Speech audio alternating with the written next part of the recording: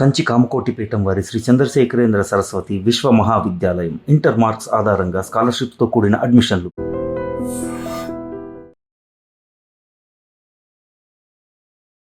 శత్రువు దేవీపుత్రుడు దేవి మనసంతా నువ్వే వర్షం ఒక్కడు నువ్వు వస్తా అంటే నేను వద్దంటాను చెప్తా పోతే కొన్ని పదుల మంది స్టార్స్ని అందించిన చేతులు.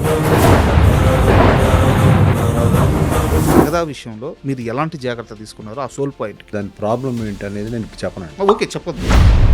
టీజర్ చూస్తుంటే గూస్ బంప్స్ వస్తున్నాయి. ఓపెన్గా అడుగుతున్నాను, దేవికి ఈ సినిమా టూ అనుకోవచ్చా? దానికి దీనికి సంబంధం లేదు. చిరంజీవి గారి ఒక సినిమాని చూసి అదే సినిమా కథని జస్ట్ క్యారెక్టర్స్ మార్చి వెంకటేష్ గారికి బిగ్గెస్ట్ హిట్ ఇచ్చారు. ఇప్పుడున్న ఈ యంగర్ జనరేషన్కి ఆ సినిమా కథ తెలియదు. విలన్ని చంపిన తర్వాత వెంకటేష్ గారు ఎస్ నేను గెలిచాను, ఇది నా విక్టరీ, ఇది నా తీర్పు అని చెప్పి ఇట్లా చేసి అరుస్తూ ఉంటారు. అదే షాట్ని తీసుకొచ్చి మీరు టైటిల్ కార్డుకు వాడారు. చూద్దామని ఎడిటింగ్ లేచి చూపిస్తానని చెప్పేస్తే నాకు గూస్ బంప్స్ వచ్చినాయి. ఒక్కడో సినిమాకి సంబంధించినంత వరకు గుణశేఖర్ గారు కథ రెడీ చేసుకున్నారు, మహేష్ బాబు గారు హీరోని ఫిక్స్. ఆ సినిమాని తీసే దమ్మున్న నేను కూడా మళ్ళీ వాడుతున్నాను. మా మహేష్ చాలా ముక్తసరిగా మాట్లాడతాడు. బాగున్నారా, టిఫిన్ తిన్నారా, మంచి ఈ సీన్ ఉండదు అతను. టఫ్ ఫిల్మ్ అయినా కూడా ఒక్కడు చాలా సరదాగా జరిగింది. ఎందువల్ల దేవిపుత్రుడు ఫ్లాప్ అయింది అనుకుంటున్నారు? నాకు నచ్చలేదు. రీజన్ ఏంటంటే మీకు అర్థమైందా? ఇప్పుడు దాకా అర్థం కాదు. ఆ రోజు మీరు వర్షం నేను మళ్ళీ తీస్తున్నాను అనగానే ప్రభాస్ గారి ఫాదర్ రియాక్షన్ ఒకసారి చెప్పండి. షాపును పెట్టుకున్నప్పుడు ఒక్క మాట ఒక్కన తనకు తెలుసో తెలియక అనేసాడు, ఇది రైట్ అన్న బావా అని అడిగాడు. నేను మళ్ళీ వస్తానులే అని చెప్పేసి కారుకి వెళ్ళిపోయాను. నేను ఎప్పుడు ఆ ఫీలింగ్ ఇవ్వలే తనకి. ఒక క్వశ్చన్ అడుగుతాను, చాలా ఫ్రాంక్గా చెప్పాలి. మీరు ఆటా సినిమా షూటింగ్ నిజంగా అంత సజావుగా సాగిందా? ఆటా సినిమా విషయంలో నేనేం చెప్పాను అంటే, ఆట సినిమా ఇల్లు పెడితే ఆ అమ్మాయి అసలు అలిగింది నా మీద. త్రిష ఫోన్ల మీద ఫోన్లు చేసింది అంతే. మీరు ఎందుకంటే అడుగు ప్రభాస్ 5 నిమిషాలు పౌర్ణమికి లేట్గా వస్తే అలిగి వెళ్ళిపోయింది. తీసుకొచ్చాడు నన్ను. ఏంటి 5 నిమిషాలు లేట్గా వస్తే ఏంటి, అది పొద్దున వచ్చినట్టు నాకు ఆర్టిస్ట్ రాదు, ఎందుకు రాడు? నేను నువ్వు అనగలిగింది, ఒరే అనగలిగింది ఇండస్ట్రీలో చాలా మంది ఉన్నారు. ఊరందరూ మంచి కోరే రాజుగారు తన దగ్గరికి వచ్చేలేక ముండోడైపోతాడు అని నాన్నగారు అప్పుడు ఆస్తి అమ్మేశారు, పొలాలు అమ్మేశారు. ఇప్పుడు మీరు ఇల్లు అమ్మేశారు. ఫ్యామిలీలో ఆ ఫేజ్లో ఎలాంటి సంభాషణ నడిచింది? నిజంగా భయపడలేదా? మొండితనంతోనే ముందుకెళ్ళారా? ఇప్పుడు కూడా నా ఫేజ్ ఇప్పుడు ఏదో టీజర్ రిలీజ్ అనేది మనం సమరపడుతున్నాం. మీరు ఇందాక నుంచి ఇంటర్వ్యూకి వచ్చి డల్గా ఉంటున్నారు, మూడౌట్ అయిపోయారు. ఏంటి రీజన్? అసలు ఇంట్రెస్ట్గా లేరా? అంటే ఉందా లేదా అని చూస్తున్నాను. అంటే మీరు నన్ను గౌరవంగా పిలిచారు, వచ్చాను. వచ్చిన తర్వాత మీరు డబ్బులు అడుగుతాను నన్ను. డబ్బులు ఉంచండి కదా, మీకు తెలియాలి, లోకానికి తెలియాలి. ముండి పట్టు పడుతున్నా. నేను ఎప్పుడు చూడలే నా లైఫ్లో. కెమెరా ఆఫ్ మాట్లాడదామంటే మీరు వినట్లేదు. తప్పు కదా. కెమెరా ముందే చెప్తున్నాను, నేను డబ్బులు అడిగాను. ఎందుకు అడిగానంటే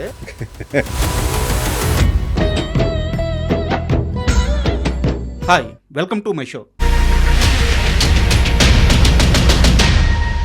తెలుగు సినిమా పరిశ్రమలో స్టార్ ప్రొడ్యూసర్స్ చాలామందే ఉంటారు. అయితే సినిమా హీరోలని, హీరోయిన్స్ని, డైరెక్టర్స్ని వీళ్ళందరినీ స్టార్స్గా మార్చే నిర్మాత మాత్రం చాలా అరుదు. వీరిలో ఎంఎస్ రాజు గారిది మొదటి స్థానం. అయితే ఆయన నిర్మాతగానే కాకుండా దర్శకుడుగా మారి కొన్ని అద్భుతమైన సినిమాలు చేశారు. మధ్యలో కాస్త గ్యాప్ వచ్చింది. అయితే ఇప్పుడు అగదా మూవీతో ఆయన కంబ్యాక్ ఇస్తున్నారు. అయితే అది ఇలాంటి కంబ్యాక్ కాదు. జస్ట్ ఈ మూవీకి సంబంధించిన ఒక పోస్టర్, ఒక టీజర్ రిలీజ్ అయింది. మొత్తం ఎంటైర్ సోషల్ మీడియాలో ఈ టీజర్ అండ్ ఎంటైర్ సినిమా ఇండస్ట్రీలో ఈ టీజర్, పోస్టర్ అన్నీ కూడా వైరల్గా మారాయి, టాక్ ఆఫ్ ది టౌన్ అయ్యాయి. అయితే ఒక మనిషి ఇంత గ్యాప్ తర్వాత కూడా సినిమా పైన ప్రేమతో ఇలాంటి ఓ కంబ్యాక్ ఇవ్వడం సాధ్యమా? అండ్ ఎంఎస్ రాజు గారి ఇప్పుడు మైండ్ సెట్ ఎలా ఉంది? అగదా మూవీ పైన ఆయన ఎంత నమ్మకంగా ఉన్నారు? ఇలాంటి అన్ని విషయాలను తెలుసుకుందాం. హాయ్ సార్, నమస్తే. నమస్కారం అండి. సార్, కొంతమంది వ్యక్తులను కలిసినప్పుడు అయితే ఆ మనిషి ఎదురుగా ఉన్నా సరే వారి ప్రయాణం మాత్రం ఎట్లా కళ్ళ ముందు తిరుగుతూ ఉంటుంది, మైండ్లో తిరుగుతూ ఉంటుంది. ఒక శత్రువు, ఒక దేవీపుత్రుడు, ఒక దేవి, ఒక మనసంతా నువ్వే, వర్షం ఒక్కడు నువ్వు వస్తా అంటే నేను వద్దంటాను చెప్తా పోతే తెలుగు సినిమా ఇండస్ట్రీకి కొన్ని పదుల మంది స్టార్స్ని అందించిన చేతులు అవి. ఇలాంటి వ్యక్తి ముందు కూర్చొని ఈరోజు ఇంటర్వ్యూ చేయడం చాలా అదృష్టంగా భావిస్తున్నాను. Thank you sir. అయితే నేను నేరుగా అగదా మూవీ విషయానికే వస్తున్నాను. సార్, టీజర్ చూస్తుంటే గూస్ బంప్స్ వస్తున్నాయి. ఒకటే మాట, ఎందుకంటే ముందుగా ఆ ఫ్రేమింగ్స్, టీజర్ ఎక్సలెంట్గా ఉంది కథపరంగా, ఓకే. బట్ ఆ మేకింగ్, ఎంఎస్ రాజు గారు ఇంత గ్యాప్ తర్వాత వచ్చి సినిమా విషయంలో ఇంత అప్డేట్ అయి ఉన్నారా? టెక్నికల్గా ఈయన ఇంత పట్టు సాధించున్నారా? నేను ఏజ్ కూడా చెప్తున్నాను 65 అబో అనుకుంటాను. సో ఒక మనిషికి ఇలాంటి ఒక కంబ్యాక్ ఎలా సాధ్యం? It's only called confidence and conviction అంతేనండి ఇది. ప్లస్ యాక్చువల్గా ఏంటంటే మధ్యలో నాకు ఒక గ్యాప్ వచ్చింది. ఎందుకు వచ్చింది అనేది పక్కన పెడితే 4-5 ఏళ్ల క్రితం డర్టీ హరి అనే ఫిల్మ్ని సార్ నేను చేశాను. నాది స్టోరీ స్క్రీన్ ప్లే అంతా మొత్తం చేసింది అది. చేసినప్పుడే అది రీచ్ కాలేదంటే థియేటర్స్కి రీచ్ కాలేదు because of some Covid situations వల్ల అది సినిమా రీచ్ కాల. చాలా బాధపడ్డా, ఎందుకంటే కొంచెం హార్డ్ వర్క్ చేసిన సినిమా అది. ప్లస్ మోడర్న్గా లేటెస్ట్ టెక్నిక్తో ఉంటుంది, లేటెస్ట్ యాక్టర్స్ కానీ అది కానీ వాళ్ళు చేసే ఇదిగా ఎక్స్ప్రెషన్స్ కానీ అవి కూడా. బట్ ఓటీటీ మీద బిగ్ హిట్, ఓటీటీలో చాలా మందికి రీచ్ అయింది మూవీ అది బాగా. The whole world watch. అప్పటి నుంచి ఆ కాన్ఫిడెన్స్ లెవెల్స్ ఓకే, మనం గ్యాప్ వచ్చింది కానీ మనం ఏదో ఒక రొమాంటిక్గా కొంచెం ఎక్కువ ఉన్నా కూడా మనం ఒక డిఫరెంట్ కైండ్ ఆఫ్ మూవీని మంచి మేకింగ్తో చేయగలిగాను నేను అనే ఉద్దేశం దగ్గర నుంచి ఇంకా అక్కడి నుంచి మళ్ళీ ఒక ఎరా స్టార్ట్ చేద్దాం సార్ అని మెల్లమెల్లగా స్టార్ట్ చేసుకుంటా మధ్యలో 1-2 ఫిల్మ్స్ చేశాను మీకు తెలిసినవి. తర్వాత ఇప్పుడు అగదా అనే దానికి వచ్చాను. సార్ అసలు యాక్చువల్గా అగదా అనే మీనింగ్ ఏం సార్? అగదా అనేది ఇప్పుడు ఏం చెప్పకూడదండి, ఇప్పుడు ఏం చెప్పకూడదు. అంటే అది యాక్చువల్గా సాంస్క్రిట్లో కానీ ఇప్పుడు మీరు ఏదైనా if you just want go into the డిక్షనరీకి వెళ్ళి చూడండి మీరు అగదా అంటే ఏంటో, అదొక మీనింగ్ ఉంటుంది. సో ఆ మీనింగ్ మీరు చూడండి, నేను చెప్తే కరెక్ట్ కాదు, మీరు చూడండి. చూసిన తర్వాత ఆ మీనింగ్కి సినిమాలో ఉన్న పేరుకి సంబంధం ఏదైనా ఉందా లేదా అనేది మీరు సినిమా చూసి చెప్పాలి. అంటే యాక్చువల్గా ఎందుకు అడిగానంటే నేను ఎందుకంటే మీకు స్పూన్ ఫీడింగ్ ఇవ్వలేను నేను ఇప్పుడు.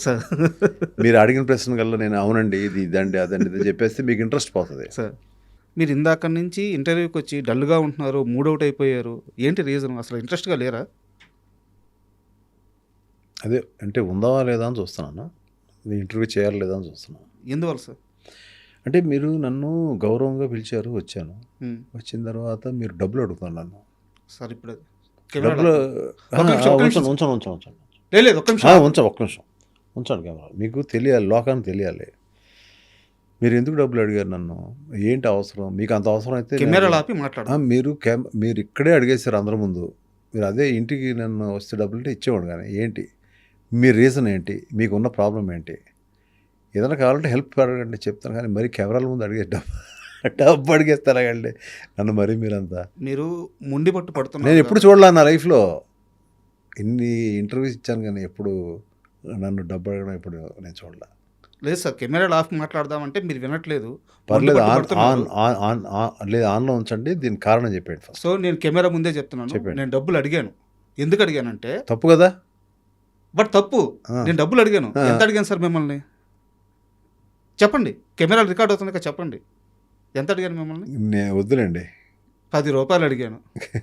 10 రూపాయలు 10 రూపాయలు అడిగాను. అది అడిగిన తప్పే కదా మీరు. ఎందుకు అడిగానంటే సార్, మీ చేతులు పడ్డాక మహేష్ బాబు సూపర్ స్టార్ అయ్యారు, మీ చేతులు పడ్డాక ప్రభాస్ రెబల్ స్టార్ అయ్యారు, ఇప్పుడు ప్యాండా స్టార్ అయ్యారు.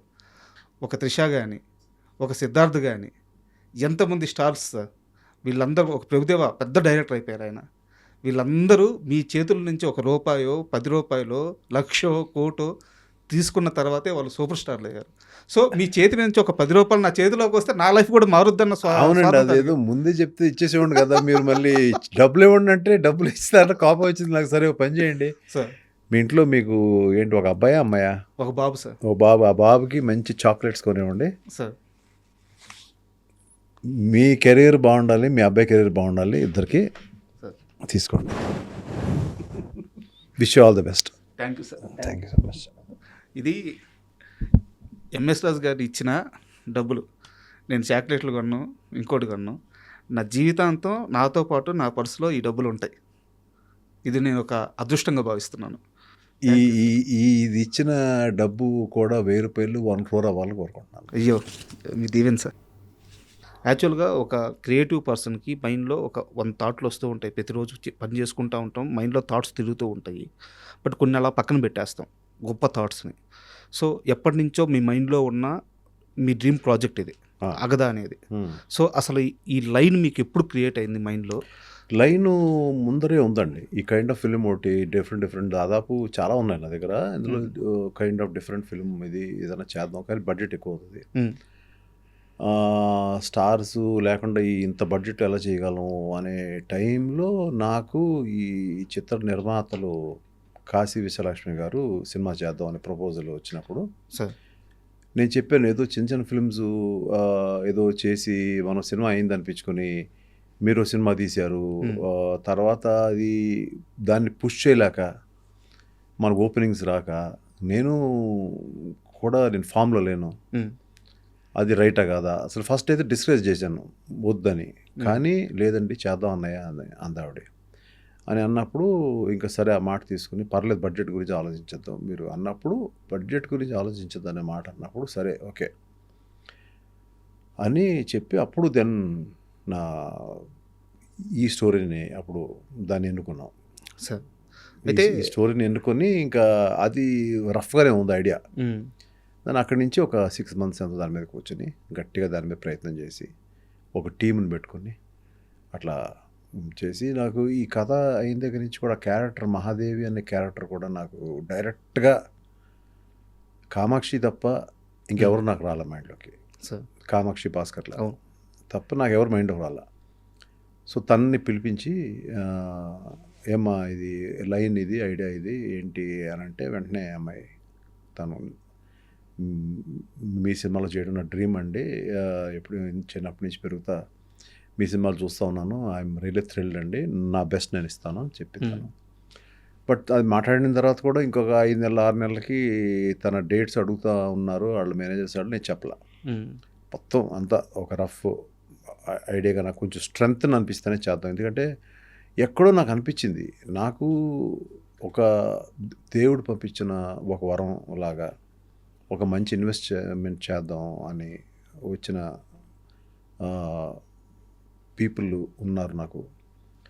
సో ఎక్కడో ఒక అండ ఉంది, దీన్ని వెళ్ళొచ్చు ముందుకి, కొంచెం భయం లేకుండా వెళ్దాం. ముందు నుంచి కూడా నేను ఒక నిర్మాతగా భయం లేకుండా వెళ్ళాను. అయ్యో అది మీరు స్టార్ అయినా కాకుండా వెళ్ళాను. సో అదే దృక్పథం అనేది మా సోదరికి ఉండడం అనేది నేను అలాగే పెట్టి స్టార్ట్ చేయండి అన్నయ్య అన్నా కూడా నేను స్టార్ట్ చేయాలి. మెల్లగా టైం తీసుకున్నాను. కొడితే మళ్ళీ కుంభస్థలాన్ని కొట్టాలనే ఉద్దేశంతో ఉన్నాను. అది అంటే అవ్వాలని కోరుకుంటున్నాను. మనమేమి వీఆర్ నాట్ యూనో ఏదో దేవుడు కాదు నేను. బట్ అట్లీస్ట్ నా ప్రయత్నం నేను అంటే 100కి 100% ట్రై చేద్దాం. అది కరెక్ట్ పాత్రలో ఉంది సార్. ఎందుకంటే టీజర్ రిలీజ్ అయినాక చాలామంది అంటే కథ పరంగా కాదు కానీ వైబ్ అనేది ఒకటి ఉంటుంది. ఆ దేవి సినిమా చూసిన ఆ వైబ్ వస్తుంది, ఆ ఫీల్ కలుగుతుంది, ఆ ఎమోషన్ వస్తుంది అని చెప్పి మీడియా వాళ్ళు ఎంతమంది జర్నలిస్టులు చెప్పారంటే బయట జనాలు ఓకే, జర్నలిస్టులు చెప్పడం కొంచెం కొత్త, ఒక సినిమా గురించి అంత గొప్పగా మాట్లాడడం ఎక్కడ నెగిటివ్ లేదు, ట్రోలింగ్ లేదు. అది నిజంగా నా అదృష్టం. అంటే నేను ఓపెన్గా అడుగుతున్నాను, దేవికి ఈ సినిమా 2 అనుకోవచ్చా లేదంటే దేవికి లేదండి? దేవి అనేది అది ఆ పార్ట్ అది వేరండి. అది నేను ఇంకో నిర్మాతకు చేస్తున్నాను. అది అవునా? దేవి పేరు చెప్పినప్పుడు అది వేరండి. అది ఇంకా it will take some time. అది కరెక్ట్ హీరోయిన్ దొరకాలి, దానికి చేయాలి. ఓకే. బట్ ఇప్పుడు దానికి దీనికి సంబంధం లేదు. కానీ ఆ కైండ్ ఆఫ్ ఫిల్మ్ లాగా చేద్దామని కూడా నాకు ఐడియా లేదు. అంటే ఎందుకు కంపేర్ చేస్తారంటే జనం, నేను దేవి అనేది ఒక సెన్సేషన్ అప్పట్లో, ఫస్ట్ పాన్ ఇండియా ఫిల్మ్ అది. That is the first pan India film Devi. చాలా ఫిల్మ్స్ రిలీజ్ అయినాయి అప్పటికి. అలాంటి ఫిల్మ్స్ కొన్ని పాము మీద కానీ అమ్మవార్ల మీద కానీ రిలీజ్ అయిన ఫిల్మ్స్ ఉన్నాయి. తెలుగు తమిళ వరకే పరిమితం అయ్యారు అవి. నేను అన్ని లాంగ్వేజెస్ రిలీజ్ చేశాను ఆ సినిమాని. ఎందుకు అనిపించింది అలా చేయాలనిపించింది. దట్ వాజ్ ఎ సెన్సేషన్ అది. సో అట్లా ఈ ఫిలిము దానికి దగ్గరగా తీసుకురావడే చేసే ప్రయత్నం నేను చేయలే. దీని కథ వేరు, దీని కథ కమామిషు ఇది వేరు టోటల్గా. ఓకే. కొత్తగా వనిత విజయ్ కుమార్ గారి అమ్మాయిని కూడా పాప, తను వాళ్ళ మదరు, నేను చెప్పాను అంటే ఆల్రెడీ జనం తెలిసిన మ్యాటరే అయినా కూడా మళ్ళీ చెప్పాల్సి. సో తను వనిత మంజులు గారు అమ్మాయి. సో తను దేవి అనే ఫిలింలో she has a very beautiful role, తెలుసు. అవును. తనుని ఇంట్రొడ్యూస్ చేశాను. తమిళ్లో చేసింది 1-2 ఫిల్మ్స్, తెలుగులోకి ఇంట్రొడ్యూస్ చేశాను. చేసి ఇప్పుడు ఇన్నాళ్ళకి తన కూతురు ని మళ్ళీ ఇంట్రడ్యూస్ చేసే ఇదిని ఇచ్చాడు ఆ దేవుడు. అంటే ఒక మంజులు గారి ఫ్యామిలీ, మంజులు గారి యొక్క లెగసీ నుంచి వచ్చిన ఒక అమ్మాయి. అండ్ సో తను ఏం చేసింది, వీళ్ళందరూ నేను చెప్పిందంతా అక్కడ ఆ స్క్రీన్ మీద అంత ఉందా లేదా అనేది మీరే చూసి రేపు పొద్దున చెప్పాలి. అంటే యాక్చువల్గా అగదా గురించి కాస్త పక్కన పెడదాం సార్. ఒక చిన్న డౌట్, మీ నాన్నగారు మీది గోదావరి జిల్లా అనుకుంటాను, ఎన్ని వందల ఎకరాలు సార్ మీ ఆస్తి? చాలా ఉందండి. ఇప్పుడు అన్నీ మనం హిస్టరీ తవ్వి అవన్నీ ఎందుకు, అవన్నీ కూడా జరిగిపోయిన మ్యాటర్స్ అవన్నీ. My father is a great person. నేను చెప్పండి సార్, రాయపరాజు గారు. అవునండి, రాయపరాజు గారు. ఇది ఆయన కానీ ఆయన ఊళ్ళో కానీ వెస్ట్ గోదావరి, సో ఆ ఊళ్ళో కానీ మా తాతగారు కానీ లేకపోతే మా ఫాదర్ తాతగారు కానీ వీళ్ళంతా కూడా they are landlords sir. అయితే ల్యాండ్ లార్డ్స్. వీళ్ళకి ల్యాండ్స్ తర్వాత మొత్తం అగ్రికల్చర్స్ మీద వాటి మీద మంచి గ్రిప్ ఉండేది. అటువంటిది మేము యాక్చువల్గా చెన్నై షిఫ్ట్ అవ్వాల్సి వచ్చింది. అప్పట్లో మెడ్రాస్ పేరు. మేము కొన్ని కారణాల వల్ల షిఫ్ట్ అవ్వాల్సి వచ్చింది. కారణాలు ఏమైనా మేము కొన్ని షిఫ్టింగ్ అవ్వాల్సి వచ్చింది. షిఫ్ట్ అయిన తర్వాత మా నాన్నగారికి సినిమా తీయాలని అనిపించింది. ఒకటి రెండు సక్సెస్లు అయినాయి. అయినా కూడా ఆయన కొంచెం హెల్త్ రీజన్స్లో మేమే వద్దు, అంత మీరు ఎగ్జాక్ట్ అవ్వద్దు, మీరు తీసుకోలేరు, మీరు వెరీ సాఫ్ట్ మీరు అని చెప్పి ఒక స్టేజ్కి వచ్చేటప్పుడు అప్పటికే నా మ్యారేజ్ అయింది జస్ట్. సో 1985లో మ్యారేజ్ అయింది నాకు. 85 ఆ టైంలో జస్ట్ 1-2 ఇయర్స్ ముందు ఎప్పుడు చెప్పేసాం, వద్దు మీరు ఆ స్ట్రెస్ తీసుకోవద్దు, ఆ టెన్షన్ తీసుకోవద్దు. అప్పటికి ఆయనకి తెలియని ఇదిలో ఆయన ఎంత మంచివారు అన్నీ ఉన్నా కూడా హీ లాస్ట్ మనీ. సో నేను బేసిక్గా నాకు అప్పుడే పెళ్ళయింది. సో ఆవిడ ఏంటంటే there is a family. So ఉండే అదర్ మెంబర్స్ అంతా ఉంటారు కదా. చేత మై బ్రదర్ చోజ్ జాబ్ అండి. నాకు సినిమా వద్దు, సినిమా అంటే భయం నాకు అని చెప్పి he chose a job. Now he's in a very good position, is doing a very big చేస్తున్నాడు, is doing some big business and all. So తను వేరే సెటిల్ అయ్యాడు. నేను ఇటు సినిమా ఇండస్ట్రీకి, ఇక్కడ మా నాన్నగారు ఏం పోగొట్టుకున్నారు, పేరు పోయి ఉండొచ్చు, కొంత పేరు పోలేదు. ఎందుకు పోలేదంటే పేరు చిరంజీవి గారితో 2 సినిమాలు చేశారండి. అందులో ఆడిని కూడా సినిమాలు ఆడలేదండి, ఆడలేదు. 2 ఆడలేదు. బట్ చాలా ఫ్యామిలీ ఫ్రెండ్స్ అండి. అప్పుడు చాలా మందికి తెలియని విషయం ఏంటంటే మేమందరం వీఆర్ వెరీ క్లోజ్ యాక్చువల్లీ. అది మేము చెప్పుకోం, బయటకు చెప్పుకోం. చాలా ఎర్లీ స్టేజ్లో కదా sir Chiranjeevi early stages, just starting stage. So అట్లా మా నాన్నగారు పేరు పోగొట్టుకోలేదు, ఉన్నాయన్నీ అమ్మేసి ఇచ్చేశారు. అంటే మనం అప్పు ఉండకూడదు, లేకపోతే ప్రాబ్లం ఎవరైనా నా వల్ల ఇబ్బంది పడిన వాళ్ళకి వెనక్కి ఇచ్చేయాలి అనేది ఇచ్చారు. అక్కడ మేము కూడా అసలు ఎందుకు అలా చేయాలి, ఏదో వాళ్ళకి ఎగ్గొట్టేద్దాం, ఇవన్నీ మాకు ఉండవు కదా ఆస్తులు, ఆ మాట మేము ఎవరు మాట్లాడలేదు సార్. నాతో పాటు నా వైఫ్ అప్పుడే క్లోజ్, తను కూడా ఒక్క మాట మాట్లాడలేదు. అయినా కూడా ఆయన పరువు బాగుండాలనే ఉద్దేశంతో అన్నీ. So we were in a bad position. అప్పుడు ఆ టైంలో నేను అదేదైతే లెగసీ ఉందో ఆ లెగసీని అందుకున్నాను ఇమీడియట్గా. సో అక్కడి నుంచి మెల్లమెల్లగా నా కెరీర్ స్టార్ట్ అయింది. అంటే ఎందుకు అడిగాను సార్ ఈ ప్రశ్న, నాకు నేను చేసుకున్న రీసెర్చ్ నాకు తెలిసింది ఏంటంటే కొన్ని వందల ఎకరాలు జమీందార్ అంటే ఒక రాజు కుటుంబం లాంటి ఫ్యామిలీ ఎందుకు మద్రాసు వెళ్ళాల్సి వచ్చింది అయితే నాకు తెలియదు. బట్ అక్కడికి వెళ్ళినాకైతే కొంత ఆర్థిక సమస్యలు ఎదురైనాయి అని చెప్పి తెలిసింది అనమాట. ఇంత ఆస్తుల్ని 100 ఎకరాలను ఇక్కడ వదిలేసి మద్రాసుకి ఎందుకు వెళ్ళారు తెలుసుకోవడానికి అడిగాను. అంటే యాక్చువల్గా మా sister she cannot speak, okay, she cannot here అండి సార్. సో మా ఫ్యామిలీ అంతా కూడా తనకి ఏదన్నా చేయాలి, బికాజ్ అది చాలా ఇబ్బందికరమైన స్టేజ్ అండి. She cannot hear, she cannot speak అనేది. సో తన్ని స్కూల్లో, అక్కడ స్కూల్ ఉంది, okay, deaf and dumb school ఉంది, ఇప్పటికే ఉంది అది. ఆ స్కూల్లో చేర్పించి ఏదో ఒకటి చేయాలి అని, అలా ఆవిడ వదిలేకుండా ఏదో ఒకటి చేయాలి అని చెప్పి మా నాన్నగారు చేసిన సంకల్పం అది. అందువల్ల మేము అక్కడ షిఫ్ట్ అయ్యాం సార్. ఆ షిఫ్ట్ అవడంలో ఆయనకి బోర్ కొట్టి సినిమా తీశారు అది మ్యాటరు. ఓకే. సో ఇప్పుడు మా సిస్టర్ షీఈ్ సెటిల్డ్, షీఈ్ అప్పట్లోనే మ్యారేజ్ అయిపోయింది. And her son is doing very well, he's in US now. వాళ్ళకి మ్యారేజ్ అయిపోయి పిల్లలు. సో అప్పుడు ఆ రోజు మా నాన్నగారు తీసుకున్న డెసిషన్, వాజ్ రైట్. చిన్నప్పటి నుంచి మీరు పుస్తకాలు కానీ, నవలలు కానీ, కథలు కానీ ఏమన్నా బాగా చదివేవాళ్ళ? చదివేవాడినండి. ఎక్కువ స్కూలు, కాలేజెస్కి వెళ్ళినప్పుడు కూడా ఈ చిన్న చిన్న పుస్తకాలు ఉండే చూడండి, అదేంటి రోడ్డు మీద ఉండేవి, అది ఉద్వేగంగా ఉంటాయి, దాన్ని ఏమంటారు, అది ఒక ఇన్వెస్టిగేటివ్ అవునవును బుక్స్ ఉండే, అవును నావల్స్. అలాంటివి కొంచెం ఇంటికి తెచ్చుకొని చదివేవాడిని. మా నాన్నగారికి తెలియకుండా చదివేవాడిని. ఎందుకు ఈ ప్రశ్న అడిగానంటే, ఈ బుక్ రీడింగ్ అలవాటు లేని వాళ్ళు సినిమాని చూసి గమ్ముగా బయటకు వచ్చేస్తారు, ఎక్కువ ఆలోచించలేరు. మీరు ఒక సినిమాని చూసి, చిరంజీవి గారి ఒక సినిమాని చూసి అదే సినిమా కథని జస్ట్ క్యారెక్టర్స్ మార్చి వెంకటేష్ గారికి బిగ్గెస్ట్ హిట్ ఇచ్చారు. అది మీకు అంటే ఎలా ఆ క్యారెక్టర్లను మారిస్తే ఇంకో కథ వచ్చేస్తుంది. ఈ కూడా చెప్పండి, పర్వాలేదు. చట్టానికి కళ్ళు అనుకుంటారు. చట్టానికి కళ్ళు నాకు చాలా ఇష్టమైన సినిమా. అదే సినిమాని మీరు శత్రువుగా మార్చారు. అది డైరెక్టరు ఇప్పుడు ఇవాళ సీఎం అయిన విజయ్ గారి ఫాదరు. అవును. సో నేను చాలా యంగ్, అది చూసినప్పుడు చాలా ఇన్స్పైర్ అయిపోయాను. అంటే ఒక సిస్టరు అంటే అక్క, తమ్ముడు ఎంత ప్రేమగా ఉంటారో, తమ్ముడు కొంచెం రిఫ్రాఫ్ తిరుగుతూ ఉంటాడు. ఇప్పుడున్న ఈ యంగర్ జనరేషన్కి ఆ సినిమా కథ తెలీదు. ఆ రిఫ్రాఫ్ తిరిగే దగ్గర వీడిని ఏదో అంటూ ఉంటుంది, తిడుతూ ఉంటుంది, బట్ అతి ప్రేమ. చక్కగా తీసుకొచ్చి రాత్రిపూట ఏదైనా ఉన్నా కూడా భోజనం పెడతా ఉంటుంది, సరే రారా అలిగే వింటూ ఉంటుంది. చాలా సెంటిమెంటల్ బ్యూటిఫుల్ ఫిల్మ్ అది. కానీ ఒక సొసైటీలో తప్పు జరిగినప్పుడు తను చట్టాన్ని తన చేతిలో తీసుకుంటాడు హీరో. తీసుకున్నప్పుడు చట్టానికి లోబడి ఉన్న ఒక పోలీస్ ఆఫీసర్ అయిన అక్క ఇతనికి ఎదురు వెళ్తుంది. అది that is a beautiful confrontation. అంత ప్రేమగా ఉన్న ఒకళ్ళు కాన్ఫ్రంటేషన్. ఈ ఐడియా అనుకుంటా ఉన్నానండి. కొన్ని ఇయర్స్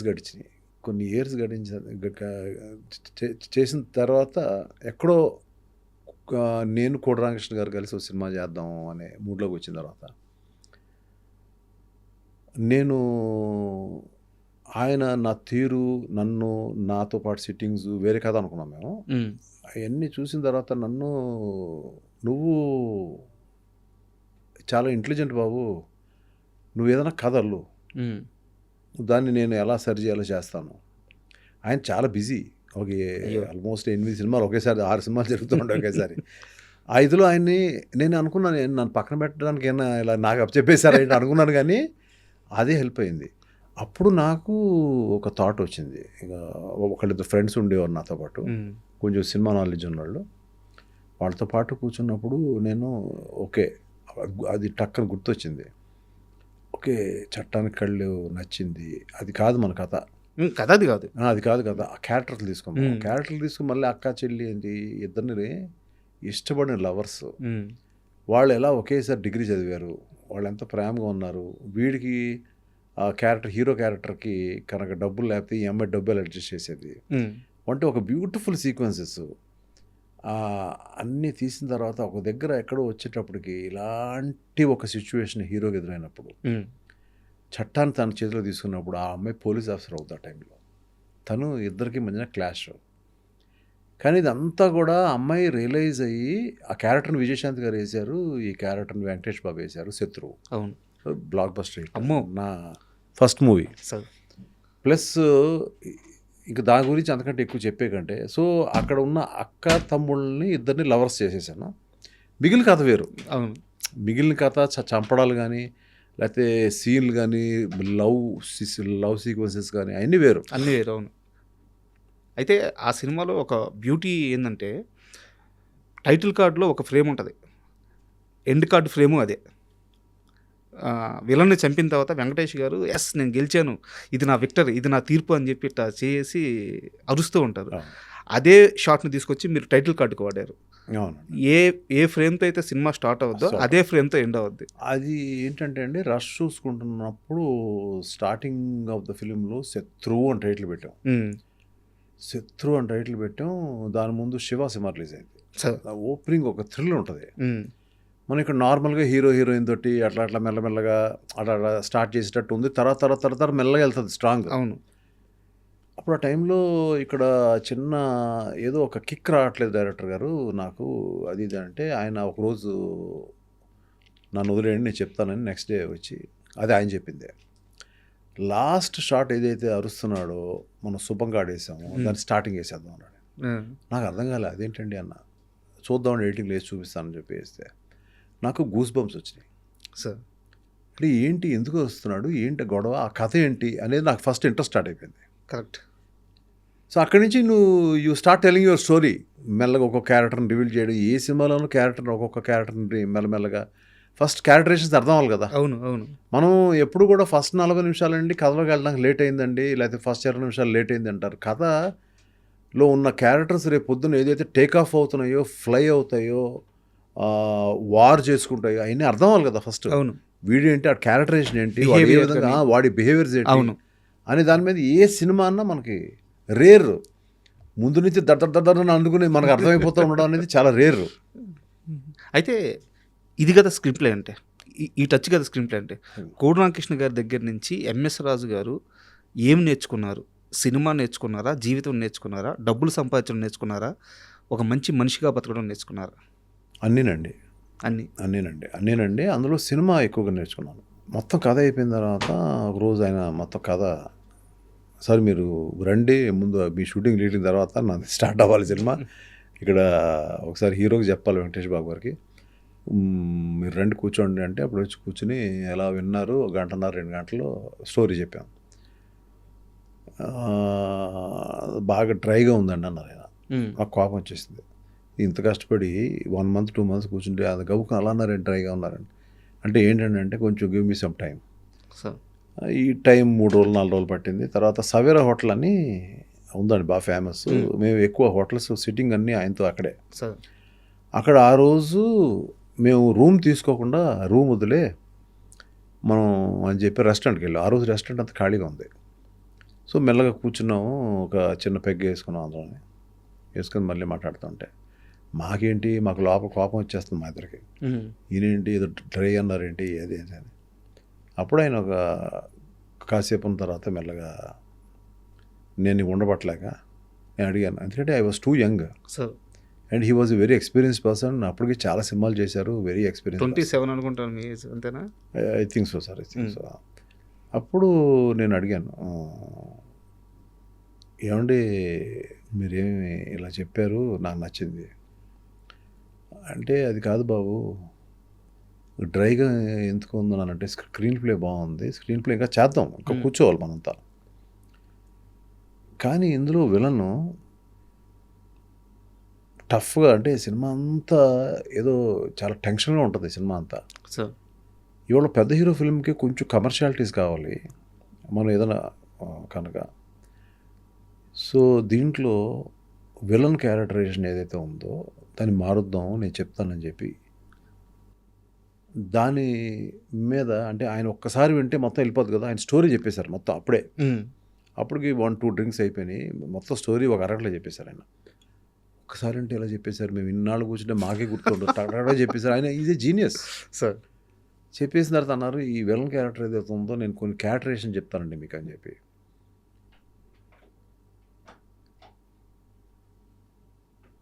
ఈ ఫోన్ ఎవరు కనిపెట్టారండి బాబు, ఇలా అనడం. ఆయన అంటే యాక్ట్ చేసి చూపించారు నాకు, ఏదో ఏదో అంటే ఆయన క్యారెక్టరైజేషన్ చెప్పారు మొత్తం. కోట గారి క్యారెక్టర్ 5-10 minutes కోట శ్రీనివాసరావు టక్ థ్యాంక్స్ అని చెప్పడం.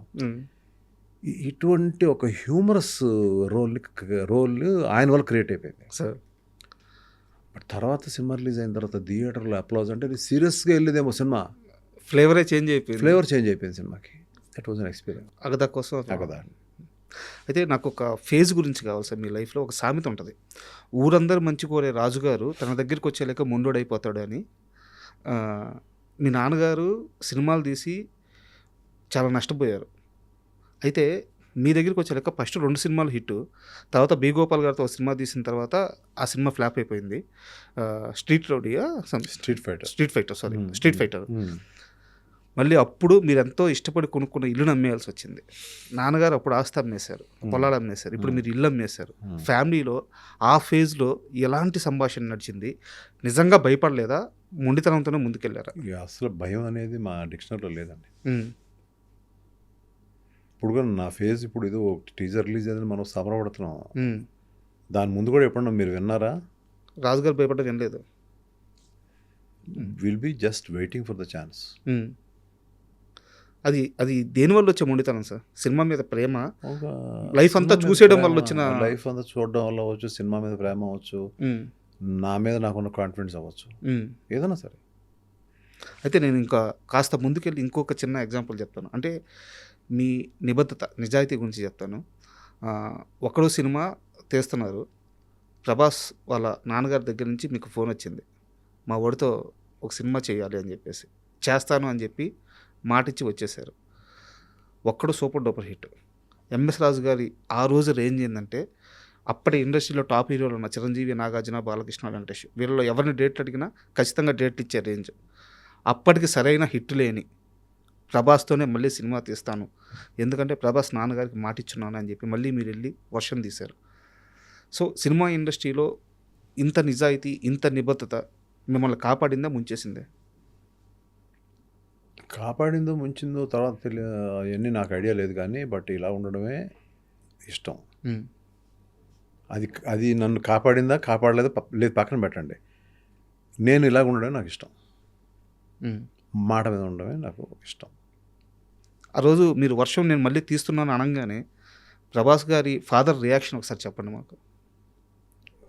ఫాదర్ రియాక్షన్, ఈ వాజ్ హ్యాపీ. ఆయన చూడడం లైఫ్ ఏముందండి, ఆయన ఎన్నో ఫిల్మ్స్ చేశారు. అవునవును. గోపికృష్ణ బ్యానర్ మీద ఎన్నో ఫిల్మ్స్ చేశారు, అవును. ఎన్నో చూస్తుంటారు. ఉమ్, అక్కడికి వచ్చేటప్పుడు వాళ్ళ అబ్బాయి లైఫ్. కరెక్ట్, అది క్వశ్చన్. అవును. కానీ ఇందులో ఏంటంటే పాపం ప్రభాస్కి ఈ వాజ్ టూ యంగ్. నేను ఎంత ఎంతూసియాస్టిక్గా నేను నా యంగ్ స్టేజ్లో నేను ఉండేవాడినో, తను కూడా ఒక్కడు తీసిన ఎంఎస్ రాజు గారి సినిమా వచ్చింది అనేది ఎవరికైనా ఒక ఇది కదా, డ్రీమ్ కదా. ఖచ్చితంగా. ఉన్నప్పుడు నేను షాప్ని పెట్టుకున్నా. ఉమ్, షాప్ని పెట్టుకున్నప్పుడు ఒక్క మాట ఒక్కన తనకు తెలుసో తెలియక అనేసాడు, ఉమ్. ఇది రైట్ అనా బావా అని అడిగాడు నన్ను. ఫాదర్ కృష్ణ, మన ప్రభాస్ వాళ్ళ ఫాదరా? కాదండి, స్ట్రైట్గా ప్రభాస్ అడిగాడు. మిమ్మల్ని అన్నారా? అన్నాడు. బావా అంటారా?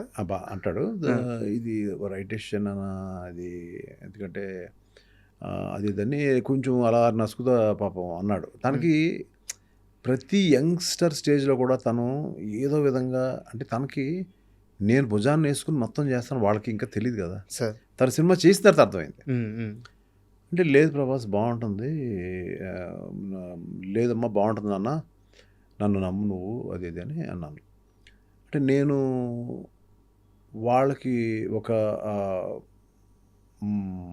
ఇప్పుడు ఆ రోజు నేను సినిమా చేయడం అనేది, ఆ స్టేజ్లో ఇంతమంది హీరోలు ఉండగా తనతో సినిమా చేయడం అనేది, అది తన అంటే ఒక రకంగా తన అదృష్టం అయినా కూడా నేను ఎప్పుడు ఆ ఫీలింగ్ ఇవ్వలే తనకి. సార్.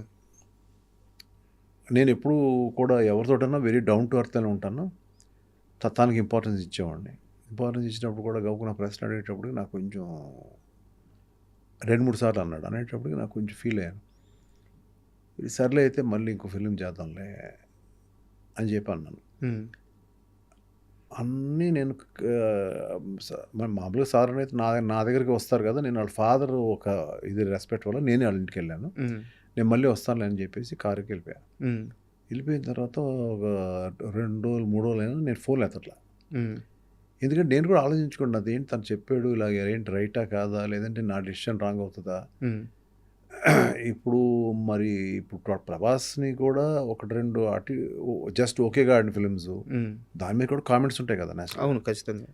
ఈ కామెంట్స్ అతను తెలుసా అని తోటి నేను ఇదంతా కూడా పాజిటివ్ వ్యూలోనే, ఎలా ఈ ఫిలిం ఎలా పనిచేయాలి నేను, డైరెక్టర్ అయితే నమ్మాలి కదా, నేను ఎలా ఫుల్ ఫిలిం పనిచేయాలి నేను అనే దాంట్లో నేను ఉండగా వాళ్ళ ఫాదర్ వేశారు. ఏమండి మా వాడు ఏదో గవ్వుకుని అనేసాడు, ఏదో మీరంటే కొంచెం చనువండి, అది అనేసాడు, ఇది అని అలాగే తీసుకోకండి, మీ ఇంటికి వస్తాడని చెప్తే వచ్చాడు. నేను ఏదో చిన్న న్యూస్ పేపర్ చూసుకుంటున్నాను, వచ్చాడు, కొంచెం అలా ముందుకు కూర్చున్నాడు సోఫాలో. మామూలు కూర్చో ప్రభాస్, ఏముంది దానికి, పర్వాలేదని చెప్పి నేను కొంచెం కాఫీ టిఫిన్ అది చెప్పి మా ఆవిడకి చెప్పి ఇప్పించి మనం ఇంకో ఫిల్మ్ చేద్దాంలే. దిస్ ఈజ్ ఫ్యాక్ట్ అండి, దిస్ ఈజ్ ఫ్యాక్ట్. మనం ఏది స్టోరీ కుకప్ చేసి చెప్పట్లేదు సార్. ఎంఎస్ రాజు గారి గురించి తెలిసిన వాళ్ళందరికీ ఫ్యాక్ట్ అర్థం అవుతుంది ఇది.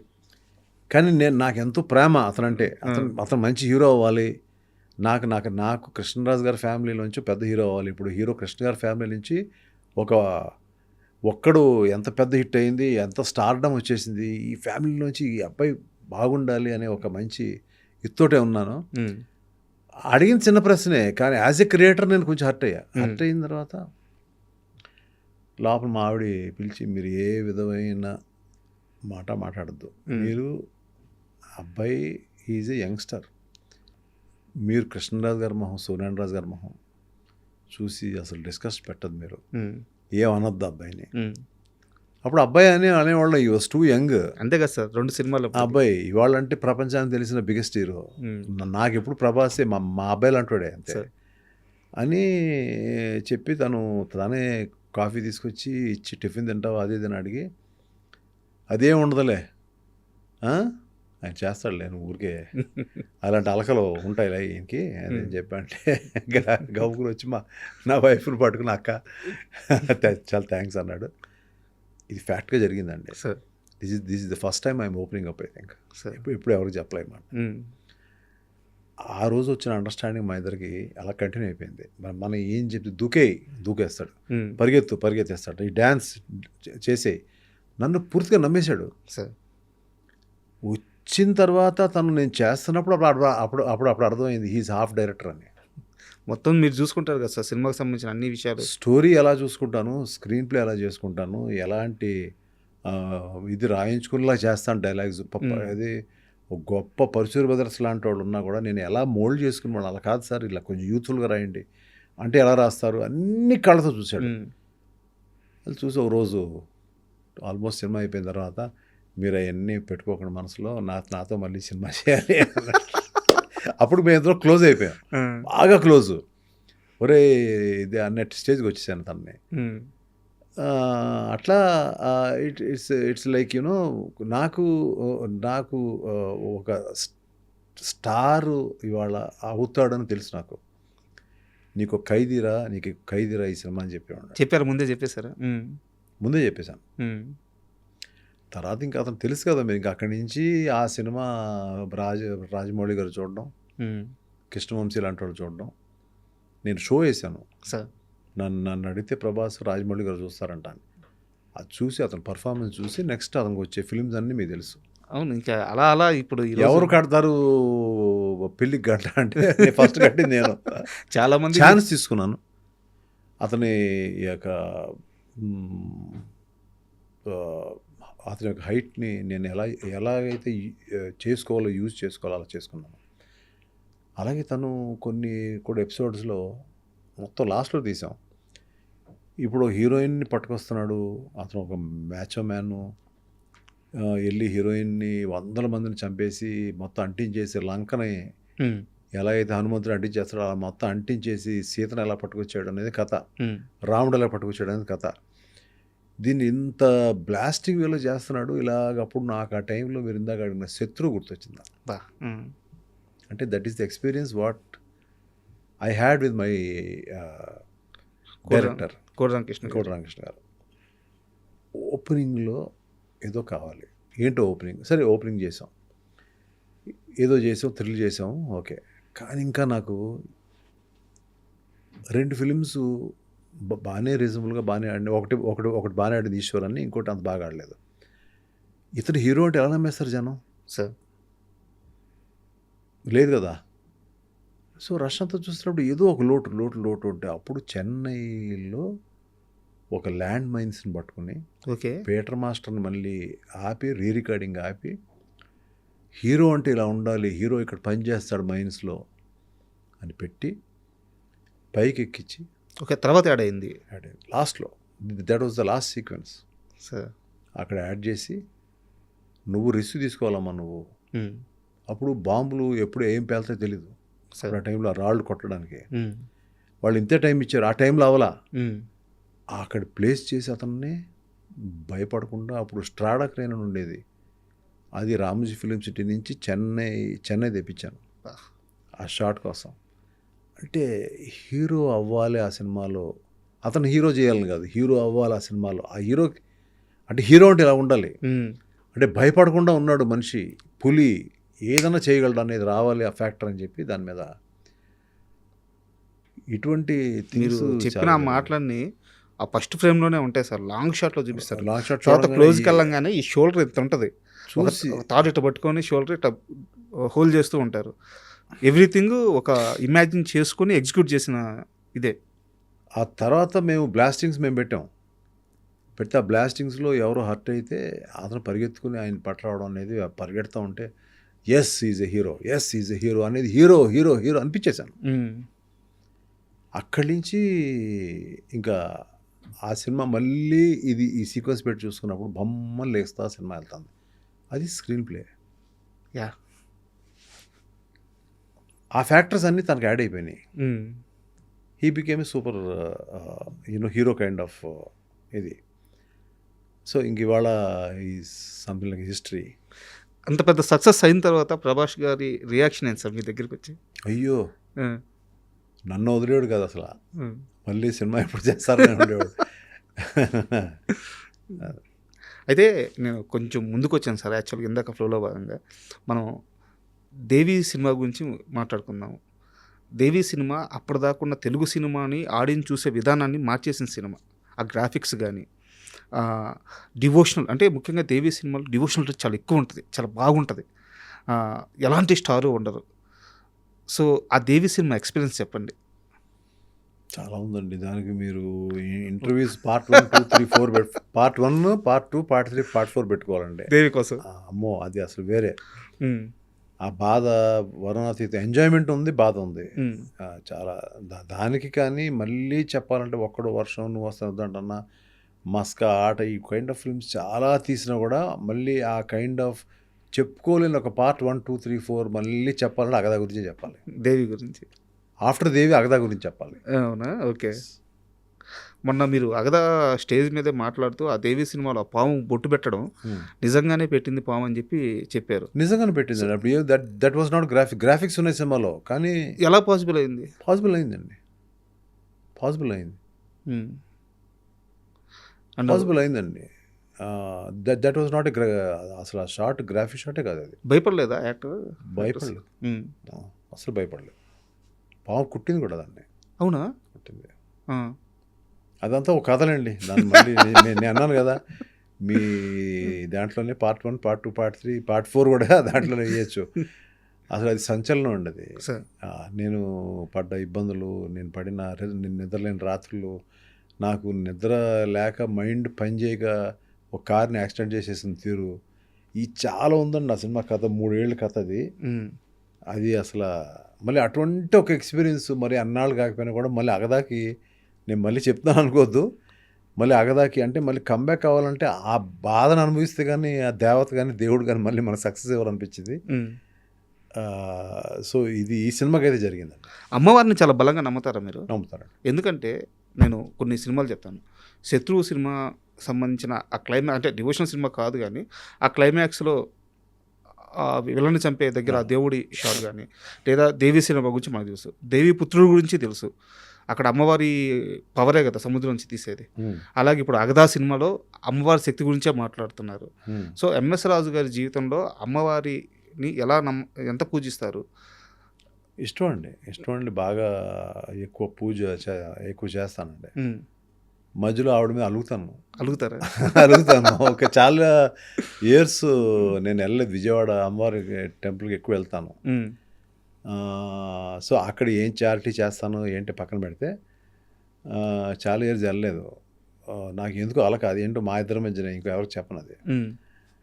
కానీ ఇందులో విశాలక్ష్మి గారు మొన్న మీ ఇద్దరి మధ్యన అలకొద్దండి, నాకు ఇష్టమే, మిమ్మల్ని రమ్మంటారు రండి అని చెప్పి నన్ను నా మిసెస్ని తీసుకెళ్ళి అక్కడ పూజలు చేపించి ఎంతో బ్రహ్మాండంగా చేశారు. అక్కడి నుంచి అలకపోయింది. అండ్ ఎంఎస్ రాజు గారి జీవితంలో దేవిపుత్రుడు ఏమిచ్చింది, ఏం తీసుకెళ్ళిపోయింది? ఏదో ఇచ్చే ప్రయత్నం చేసిందండి. అది ఏమిచ్చింది, అది ఏదో ఒక ఎక్స్పీరియన్స్ అయితే ఇచ్చింది. మళ్ళీ జాగ్రత్తగా ఉండాలి, మనం ఏంటంటే రిపీట్ చేయకూడదు ఇష్యూస్. సో అటువంటి ప్రాబ్లం వచ్చినప్పుడు సిచ్యువేషన్స్ ఏం చేయాలి, ఎలాగా మనం ఉండాలి అనేది కూడా అది ఒక్కొక్క సినిమా ఒక పాఠం అండి. బట్ నాకు ఒక చిన్న డౌట్ సార్, దేవిపుత్రుడు సినిమా విషయానికి వస్తే వెంకటేష్ గారి యాక్టింగ్ కానీ, సౌందర్య గారి యాక్టింగ్ కానీ, అండ్ కథ పరంగా చాలా అద్భుతమైన కథ. అప్పటిదాకా ఎవరు చెప్పలేదు. ఇంకా గ్రాఫిక్స్ గురించి ప్రత్యేకంగా చెప్పాల్సిన అవసరం లేదు. ఆ చిన్న పాప ఎపిసోడ్ ఉంటది. అది గాని అద్భుతంగా వస్తది. పాటలు గాని. ఎందువల్ల 'దేవిపుత్రుడు' ఫ్లాప్ అయిందనుకుంటున్నారు? దేవిపుత్రుడు మీ అందరికి నచ్చింది కానండి, నాకు ఎక్కడో ఒక లాస్ట్ అరగంట హ్మ్. నాకు నచ్చలేదు. ఆ సినిమా కూడా అంత లోపలికి ఎక్కకపోవడం కూడా కారణం అదే. హ్మ్. అది చాలా ప్రయత్నం చేసాం కానీ అది జరగలేదు. ఒక్కోసారి జరగదు. హ్మ్. అంటే మీకు ఒకసారి మీ తర్వాత ఆలోచించుకున్నప్పుడు రీజన్ ఏంటని మీకు అర్థమైందా? ఇప్పుడు దాకా అర్థం కాలేదు. హ్మ్. నాకు బాగా గుర్తు సార్. 2001 జనవరి 26 నేను ఆ మూవీకెళ్ళాను. మూవీ అంతకుముందు ఒక 10 రోజుల ముందో ఏమో రిలీజ్ అయినట్టుంది. జనవరి 14 14. ఒక రోజు లేట్గా రిలీజ్ అయింది. ఒక సమ్ గ్రాఫిక్స్ ఇష్యూ వల్ల కొంచెం. నేను సినిమాకెళ్ళాను. సినిమా చూసిన సేపు ఆ ద్వారక మునిగిపోవడము, ఒక పవరు, అమ్మవారి శక్తి, విధ్వంసము ఇట్లాంటి చూసి అట్లా బయటికి రాగానే గుజరాత్‌లో భూకంపం వచ్చింది. ఇళ్ళన్నీ కూలిపోయినాయి అని చెప్పేసి చెప్తా ఉన్నారు. నేను థియేటర్ నుంచి బయటకు రాగానే ఇంకా నేను ఈ మూడ్‌లో నుంచే బయటికి రాలేదు. గబక్కన ఇది తగిలేలేకే అవును, అప్పుడు జరిగిందది. సో, నాకు 'దేవిపుత్రుడు' అలా బాగా గుర్తు. అవును. మీరు యాక్చువల్గా మీకు నచ్చిందని చెప్పగానే అవునండి ఎందుకు ఫెయిల్ ఉందో తెలియదు అనే మాట అనొచ్చు నేను. కానీ నా ఫెయిల్యూర్కి నాకు అయితే రీజన్ తెలుసు. సార్. కానీ రీజన్ తెలుసు అంటే నా ఉద్దేశంలో అది నాకు ఎక్కడో నచ్చలేదు, ఎక్కడో ఒక లాస్ట్ ఫేజ్ నచ్చలేదు అని తెలుసు. ఏం రెక్టిఫై చేయాలనే ప్రయత్నం చేసింది నాకు ఇప్పటివరకు అందలేదు అది. సార్, అయితే నాకు తెలిసిన ఇన్ఫర్మేషను 'శత్రువు' తరువాత మీరు కాస్త లాస్‌లోకి వెళ్ళిన తర్వాత వెంకటేష్ బాబుతో సినిమా తీయాలి అంటే నాకు తెలిసి ఇండస్ట్రీలో వెంకటేష్ గారికి ఉన్న చాలా బెస్ట్ ఫ్రెండ్స్‌లో మీరు ఒకరు. మీరు వెళ్ళి డైరెక్ట్‌గా అడిగితే ఆయన సినిమా ఖచ్చితంగా చేస్తారు. అలాంటి టైంలో కూడా మీరు వెంకటేష్ గారిని సినిమా అడగలేదు. 'దేవిపుత్రుడు' సినిమా తీశారు. ఆ రిజల్ట్ అలా వచ్చిన తర్వాత వెంకటేష్ గారు మీతో ఏం మాట్లాడారు? 'దేవిపుత్రుడు' కాదండి, నేను యాక్చువల్గా 'దేవిపుత్రుడు' కథ అనుకోలేదు కానీ వెంకటేష్ గారితో సినిమా చేయమని చాలామంది స్ట్రీట్ ఫైటర్ అనే సినిమా ఆడలేదు అప్పుడు. అవును. తీయమంటే నేను ఈ సినిమా ఆడలేదు కదా, నేను వెళ్ళను, వేరే సినిమా ఏదైనా తీద్దామని అప్పుడు 'దేవి' సినిమా తీసాను. దాని తర్వాత నేను 'దేవిపుత్రుడు' సక్సెస్ఫుల్ తీసాను అది. అవును. బట్ ఒక్కోసారి కొన్ని కథలు కుదురుతాయి, కొన్ని కథలు కుదరవు. అది ఎవరు తప్పు అది లేదు. ఓకే. వెంకటేష్ గారు అంత బెస్ట్ ఫ్రెండ్ కాబట్టి మీతో ఏం మాట్లాడారు? బెటర్గా చేసి ఉండాల్సింది అన్నాడు. అంతే, ఇంకా అంతకంటే ఏమనలేదు. అంతే. అండ్ మీ లైఫ్‌నే కాకుండా చాలామంది టెక్నీషియన్స్ గానీ, హీరో గానీ, హీరోయిన్స్ గానీ చాలామంది లైఫ్‌ని మార్చి ఆడియన్స్‌కి సూపర్ ఫీల్ ఇచ్చిన మూవీ 'మనసంతా నువ్వే'. అంటే ఆ సినిమా గురించి మీరన్నట్టు ఇందాక 'దేవి' గురించి ఎలాగో మాకు 'మనసంతా నువ్వే' అలాగా. సో, ఎంతసేపైనా మాట్లాడొచ్చు. 'మనసంతా నువ్వే' సమయానికి మీ మైండ్ సెట్ పూర్తిగా మారిపోయిందా? ఇంకా స్టార్స్ వద్దు, బడ్జెట్ వద్దు, కథ ఉంటే చాలు అన్నీ వస్తాయి. ఆ రోజు 'మనసంతా నువ్వే' స్టార్ట్ చేసే సమయానికి ఎంఎస్ రాజు గారి మైండ్ సెట్ ఎలా ఉంది? అదే ఒక స్మాల్ ఫిల్మ్ తీయాలి, ఒక లవ్ స్టోరీ తీయాలి. ముందైతే ఏం తీయాలో తెలీదు, కానీ ఏదో ఒక ఫిలిం, హిందీ ఫిలిం ఒకటి 1954 నేను ఇంకా పుట్ల అప్పటికి. అదేదో బ్లాక్ అండ్ వైట్లో టీవీలో వస్తుంది, అది చూసి ఇన్స్పైర్ అయ్యాను. దాని పేరు 'అన్మోల్ గడి'. అందులో ఉన్నది ఓన్లీ పిల్లలు వాళ్ళిద్దరి మధ్యన వాచ్, అదొక్కటే ఐడియా ఉంది అంతే. మిగతా సినిమా అంతా వేరు. ఆ పిల్లలు అది ఇది ఎప్పుడుతో 1954 కదా, జనానికి గుర్తుండదులే, దాన్ని క్యారెక్టర్స్ పట్టుకుని సినిమా చేద్దాం అని అనుకుని దాని మీద కథ అల్లాను. కథ అల్లిన తర్వాత ఫస్ట్ పరుచూరి వెంకటేశ్వరరావు గారు చెప్పాను, బాగుంది కొంచెం వర్క్ చేద్దాం అన్నారు. తర్వాత ఎస్ గోపాల్ రెడ్డి గారు చెప్పాను, బాగుంది చెయ్యి అన్నారు. నాకు ఆ సంవత్సరం 'దేవిపుత్రుడు' ఫ్లాప్ అయిన సంవత్సరమే రిలీజ్ చేయాలి నాకు. ఓకే.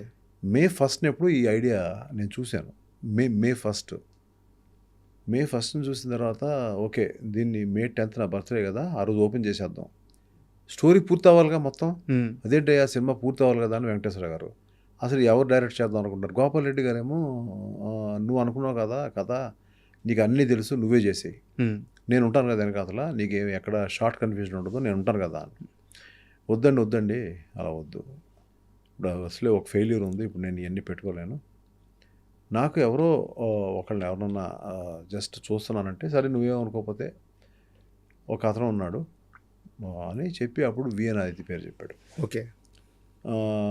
సో తను మనకు దగ్గరగా ఉంటాడు, నీకు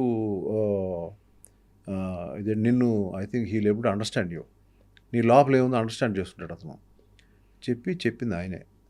ఈ పరుచూరి వెంకటేశ్వరరావు గారు, గోపాలకృష్ణ గారు మేము చెప్పాము ఆదిత్య గురించి అని అంటారు, కానీ వాళ్ళు గోపాల్ రెడ్డి గారు చెప్పిన తర్వాత సెకండ్ ఒపీనియన్ తీసుకున్నాయింది యాక్చువల్గా. ఓకే. వాళ్ళిద్దరిది లేదు మంచి కుర్రాడు మన దగ్గర చాలా సినిమాలకి పనిచేశాడు, కో డైరెక్టర్గా పనిచేశాడు అదే దాన్ని. అప్పుడు ఆ అబ్బాయిని పిలిపించాను. పిలిపిస్తే సో హీ వాజ్ ఇంటూ ఏది ఇమ్మీడియట్గా తను అంటే అది అదే తను ఇమ్మీడియట్గా నా సినిమా అనగానే ఓకే మన సినిమాకి వెళ్ళిపోతాం అనుకున్నాం. దాని తర్వాత ఉదయ్ కిరణ్ అందరూ ఒక్కొక్కళ్ళు చేరడం ఇలా మెల్లమెల్లగా ఇట్లా ఇట్లా ఇట్లా ముందుకు వెళ్ళిపోయింది. నేను కథ చెప్పి ఇది ఎలా ఉంది కథ అంటే బాగుందండి అని చెప్పి అన్నాడు. అక్కడి నుంచి అందరూ ఒక అండర్స్టాండింగ్తో అట్లా వెళ్ళిపోయాం. మనసంతా నువ్వే సినిమాని మీరే ఓన్గా రిలీజ్ చేసుకున్నారు. ఓన్గా రిలీజ్ చేశాను. ఆ డిసిషన్ మీరు ఫుటేజ్ చూసుకున్న తర్వాత నాకు డెసిషన్ వచ్చేసింది. మీకు ఎవరైనా సలహా ఇచ్చారా? కాదు నేను డెసిషన్ తీసేసుకున్నాను ఆల్రెడీ. నేను సలహా ఇస్తే ఎంత డెసిషన్ మేకింగ్ ఉంటుందో నాకు తెలీదు. ఒకసారి తీసుకున్నా తీసుకోవచ్చు. నా డెసిషన్ మేకింగ్ అయిపోయింది. ఆ టైంలో నువ్వు నేను సినిమా హిట్ అయింది. హిట్ అయిన తర్వాత నువ్వు నేను ప్రొడ్యూసర్స్ అన్నారు మీరు జాక్పాట్ కొట్టేసారు అమ్మేస్తారు సినిమా అని చెప్పాను. ఇది అమ్మట్లేదని చెప్పాను. దీని తర్వాత ఊరికే కూర్చున్నప్పుడు పరచూరు గోపాలకృష్ణ గారు వెంకటేశ్వర గారు ఇద్దరు కూర్చుని ఉండగా ఏమండి ఇది అమ్మాలా లేదా అని నేను అడిగాను. ఒపీనియన్ కోసం మొత్తం ఉంచుకోన్నారు. సో అంతకుముందు నేను ఉంచుకోవాలని ఉంది అనేది వాళ్ళకి తెలీదు లోపల. సో అది సింక్ అయిందని నేను అప్పుడు ఎవరు అడిగినా కూడా నేను ఇవ్వలేదు సినిమా. అది అప్పుడు ఎంత అండి 1.5 ఎంతో చేసింది. 1.5 ఎంతో అయింది సినిమాకి ప్రోడక్ట్ మొత్తం టోటల్గా. వ్యాస్ట్ అంటే 14 times వచ్చింది. ఇప్పుడున్న ఓటీటీ లేవు, ఇప్పుడున్న శాటిలైట్ రేట్స్ లేవు, అవి లేకుండానే 14 times వచ్చింది ఆ సినిమాకి. అదే సార్ కలెక్షన్ చూస్తే 14-15 కోట్ల రూపాయలు. ఉదయ్ కిరణ్ గారి రియాక్షన్ ఏంటి సార్ అంత పెద్ద హిట్ తర్వాత? ఏం లేదండి, అందరూ everybody were jelling so much, everybody మంచి అండర్స్టాండింగ్తో చేసాం సినిమాని. అందరూ కూడా ఎవ్రీబడి. ఎక్కడ మనకి ఒకటి ఏంటంటే అండి, మనకి ఎదురీది ఏ టెక్నీషియన్ కానీ ఏ ఆర్టిస్ట్ కానీ ఒక ఎంఎస్ రాజుని ఎదురీది వెళ్ళిన సందర్భం ఎక్కడ లేదు. కన్విన్స్ చేసుకుంటారు వచ్చి అలా కాదండి ఇలా కాదండి, ఎందుకంటే నా మొహం అలాంటిది వచ్చిన కాదండి ఇలాగే చేద్దాం అనే మాట ఎవరు అంటారు సార్? ఒకరు చెప్పినా అసలు మీరు వినే రకమే. నేను విన్నంతసేపు నేను అన్ని బాగానే ఉంటుంది, కానీ కొన్ని హార్ష్ డెసిషన్ తీసుకుంటాను. అలాంటి హార్ష్ డెసిషన్స్లో ఏంటంటే, నేను ఆదిత్య నాకు నెక్స్ట్ ఫిలిం ఇదే, ఈ రూమ్ నాకు ఉంచేయండి నాదే అని అన్నాడు. ఇంకో ఫిలిం ఒప్పుకున్నాడు, నాకు చెప్పకుండా ఒప్పుకున్నాడు అని కోపం వచ్చేసింది. చెప్పు ఒప్పుకోవచ్చు కదా అని చెప్పి కోపం వచ్చేసింది. అతను ఉన్న ప్లేస్ ఎప్పుడు అతని ప్లేస్కి వెళ్ళను నేను. అతని ప్లేస్కి వెళ్ళి అతని మీద అరిచాను గట్టిగా. అతను అస్సలు బిక్క చచ్చిపోయాడు, అతను అలా ఉండిపోయాడు అలాగా. తర్వాత నాకే అనిపించింది అమ్మ చూస్తే ఎందుకన్నా నేను గౌకునేలాగా. Okay youngsters let them earn money, ఏముంది తప్పే ఉంది. ఓకే ఆదిత్య మనం ఎప్పుడు సందర్భం వచ్చినా మళ్ళీ చేద్దాంలే, ఇది బాగా చెయ్యి, నీకు ఏదన్నా నీకు ప్రాబ్లం ఉన్నా ఇందులో, నీకు ఏదైనా స్టోరీలో నీకు ఇబ్బంది ఉన్నా నా దగ్గర రా, నేను చేస్తాను. ఆ కోపం అంతా పోయింది. అదే ఆ తర్వాత అందరూ మేమంతా బాగానే ఉండేవాళ్ళం. తర్వాత తనకి అది హార్ష్ డెసిషన్ అంటే చెప్తాను నేను. బాస్ అనే సినిమా చేశాడు తను. అవును, నాగార్జున గారితో. నేను అప్పుడు ఆట అనే సినిమాకి ఎవరు డైరెక్టర్ పెట్టుకోవాలో నాకు తెలియదు. ఆ టైంలో బాస్ అనే సినిమా సడన్గా పోయింది. నేను కూడా థియేటర్కి వెళ్ళి చూశాను, మా ఆదిత్య అని చెప్పి నేను థియేటర్కి వెళ్ళి చూశాను. ఇది చూసినప్పుడు నాకు నచ్చలేదు సినిమా, కానీ తనకి మెసేజ్ పెట్టాను, బాగుంది సినిమా, టెన్షన్ ఏం పడద్దని పెట్టాను. అతను ఇప్పుడు కూడా ఆయన బాగుందని చెప్పారు కదా, ఆడుతుంది అనుకుంటున్నాడు అతను. కానీ తనకు తర్వాత తెలిసింది, కానీ ఎందుకు నిలబెట్టాను తనకు తెలియదు. దాని తర్వాత ఎప్పుడో మెల్లగా నేను ఫోన్ చేసి మళ్ళీ పిలిచాను. పిలిచి నువ్వు మళ్ళీ బాస్ పోయింది, అది పోయింది, ఇది పోయింది, టెన్షన్ పడద్దు, నా సినిమా ఆట చేసేసాయి, కథ అంతా రెడీగా ఉంది, వచ్చేసాయి అని చెప్తే తను ఇమ్మీడియట్గా, ఎందుకంటే it's like for him also it's like home banner. నాకు విపరీతమైన అండర్స్టాండింగ్ ఉంది తనతో. ఏదైనా ఉంటే తిడతాను, ఏదైనా షార్ట్ జరుగుతున్నప్పుడు ఏదైనా ఫోన్ రింగ్ అయినా, అంటే అంత క్లోజ్, నాకు చనువు ఉంటుంది, బాగా చనువు. లేదంటే ఏదైనా ఎక్కడికండి ఎక్కువ తను కొంచెం ఉండే పనులు కూడా చేస్తున్నాడు, ఫోన్ల ద్వారా వాళ్ళకి వీళ్ళకి హెల్ప్ చేస్తాడు చాలా ఎక్కువ. పిలిచినప్పుడు ఏంటయ్యా సినిమా కాన్సంట్రేట్ రా అని చెప్పి గట్టిగా తిడుతూ ఉంటాను, అది వస్తూ ఉంటాడు. ఇలాంటి అండర్స్టాండింగ్ మా ఇద్దరి మధ్య. ఇప్పుడు దానికి తగ్గట్టే డైరెక్టర్స్ అసోసియేషన్కి ఆయన హెడ్ అయ్యి ఉన్నారు. అందరూ అయితే ఒక క్వశ్చన్ అడుగుతాను, చాలా ఫ్రాంక్గా చెప్పాలి మీరు. ఆటా సినిమా షూటింగ్ నిజంగా అంత సజావుగా సాగిందా? ఆటా నేను సినిమా ఇందాక విషయం, ఏం చెప్పాను ఆటా మీకు? సినిమా విషయంలో నేనేం చెప్పాను ఇబ్బందులు వచ్చినాయి రాలేదా? నేనేం చెప్పాను ఇందాక మీకు? ఆ, నా దగ్గర ఏ టెక్నీషియన్ ఆర్టిస్టు ఉమ్, ఒక ఏదైనా అలగడం చేయడం కన్విన్స్ చేసుకుంటారు తప్ప మీకు ఇది ఏ సందర్భంలో విన్నారో ఎలా విన్నారో నేను తీసే ప్రాణం పెట్టే సినిమా మీద ఒట్టు. మరి ఆటా సినిమా ఎక్కడ విన్నా మీరు ఎవరు నేను పేర్లు చెప్పొద్దు, ఎక్కడ విన్నా అది రూమర్ అబద్ధం అంతే. ఇంక మీరు ఎందుకంటే అడుగుతున్నాను, ఆటా గురించే. ఇది నా సినిమా మీద ఒట్టేసి చెప్తున్నా. ఉమ్, మీరు ఇది ఎవరు చెప్పారు అనేది కూడా నన్ను మాత్రం అడగద్దు, ఉమ్, లేదంటే ఎక్కడి నుంచి విన్నారు వినద్దు, రూమర్ వినొద్దు. నేను చెప్పిందే హానెస్ట్గా చెప్తున్నాను. ఇది జరగదు కూడా, ఇది జరగలేదు, నా లైఫ్లో ఎప్పుడు జరగదు. నేను అలిగెళ్ళిపోతా. ఉమ్, అది ఓకే. ప్రభాస్ 5 నిమిషాలు పౌర్ణమికి లేటుగా వస్తే అలిగెళ్ళిపోయాను. ఉమ్, కారులో ప్రియతమ స్పీడ్ వచ్చి నాకంటే ముందు ఆపి వెళ్ళలేదు నన్ను, తీసుకొచ్చాడు నన్ను. ఏంటి 5 నిమిషాలు లేటుగా వస్తే ఏంటి అది అప్పటికే మా ఇద్దరి మధ్య బాగా క్లోజ్. గట్టిగా అరిచాడు నా మీద, గట్టిగా అరవకు ఏంటి లేటుగా వచ్చి, మేము రండి సోది రండి అని చెప్పి పట్టుకుని అలా కారు ఎక్కించుకొని తీసుకెళ్ళిపోయాడు. అలా ఏదో మనం ఏదో దాంట్లో రాత్రి అంతా మనం నిద్ర లేకుండా ఆలోచించి తీస్తూ ఉంటాం. హిట్ ఆఫ్ ఫ్లాప్ తర్వాత విషయం. సార్ పొద్దున్న వచ్చినట్టు నాకు ఆర్టిస్ట్ రాదు, ఎందుకు రాడు కాదు, ఎందుకు రావు అక్కడికి, ఎందుకు రావు? నేను అనుకున్న షార్ట్ కాల్ షీట్ నువ్వు ఎందుకు రావు? అవన్నీ పాత పద్ధతులు ఇప్పుడు లేవు అనుకోండి, అవన్నీ వదిలేండి. అందువల్ల మనం సినిమా కూడా ఇంకా పెద్ద పెద్ద స్టార్స్తో సినిమా చేయడాలని కూడా కొంచెం చాలా ఇబ్బంది. అయితే మీ విషయంలో చాలా ఆనందపడిపోయారంట కృష్ణ గారు. ఒక్కడో సినిమా మొత్తం ఫైనల్ అవుట్ చూసుకొని ఎంఎస్ రాజు అని ఒక మాట అన్నారు, మీ దాకా వచ్చింది లేదో తెలియదు. ఎంఎస్ రాజు నాకు జీవితంలో మర్చిపోలేని గిఫ్ట్ ఇచ్చాడు ఆ ఒక్కడో మూవీ చూసుకొని. ఆయనకి ఆ క్షణం అర్థమైంది, తన కొడుకు సూపర్ స్టార్ రేంజ్కి వెళ్ళిపోయాడు ఈ సినిమాతో అని చెప్పేసి. నేను అలా ఎప్పుడు అనుకోనండి, కృష్ణ గారు ఆశీర్వాదం లేకుండా ఏది ఆ సినిమాకి జరిగి ఉండదు. సార్ ఫస్ట్ ఆయన కాళ్ళకి దండం పెట్టి ఈ సినిమా బాగా జరగాలండి అని చెప్పి కాళ్ళకి దండం పెట్టినండి నేను. At the same time Mahesh బాబులో అంటే ఒక మంచి ఫ్రెండ్ ఆ సినిమాలో ఎన్ని జోకులు వేసేవాడు అంటే నా మీద, మామూలు జోకులు కాదు. నేను అది ఏం అలిగేవాడు కాదు, అలా నవ్వుతూ ఉండేవాడు అతను చూసి. నేనే దొరికాను బాబు నీకు, ఎన్ని జోకులు వేసేవాడు అంటే నా మీద. నేను ఇలా వెళ్ళంగానే అలా వేసేవాడు జోకు, నేను వింటా ఉండేవాడు. మళ్ళీ వెనక్కి తిరిగి వచ్చి ఏంటి వేసావు అని, ఊరికేనండి అలా చాలా సరదాగా, అంటే చాలా టఫ్ ఫిల్మ్ అయినా కూడా ఒక్కడు చాలా సరదాగా జరిగిపోయింది. బట్ ఒక్కడో సినిమాకి సంబంధించినంత వరకు గుణశేఖర్ గారు కథ రెడీ చేసుకున్నారు, మహేష్ బాబు గారు హీరోని ఫిక్స్. అయితే ఆ సినిమాని తీసే దమ్మున్న, నేను ఈ వర్డ్ మళ్ళీ వాడుతున్నాను, మళ్ళీ చెప్తున్నానండి, సినిమా కథ రెడీ కాలేదు, మొత్తం కథ రెడీ లేదు. ఐడియా చెప్పారు నాకు, మహేష్ బాబు దగ్గర ఐడియా చెప్పారు. He had some confusion, story screen ప్లేలో he had some confusion.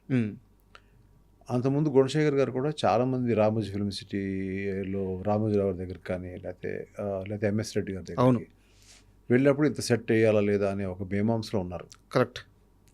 So ఆ టైంలో తనకి ఎక్కడో నచ్చింది, ఎక్కడో ఇష్యూ కూడా ఉంది అనేది మహేష్ బాబు. నేను ఎన్ని ఫ్యాక్టర్స్ ఎక్కువ చెప్పలేదు నేను. చెప్పండి సార్, పర్లేదు చెప్పండి.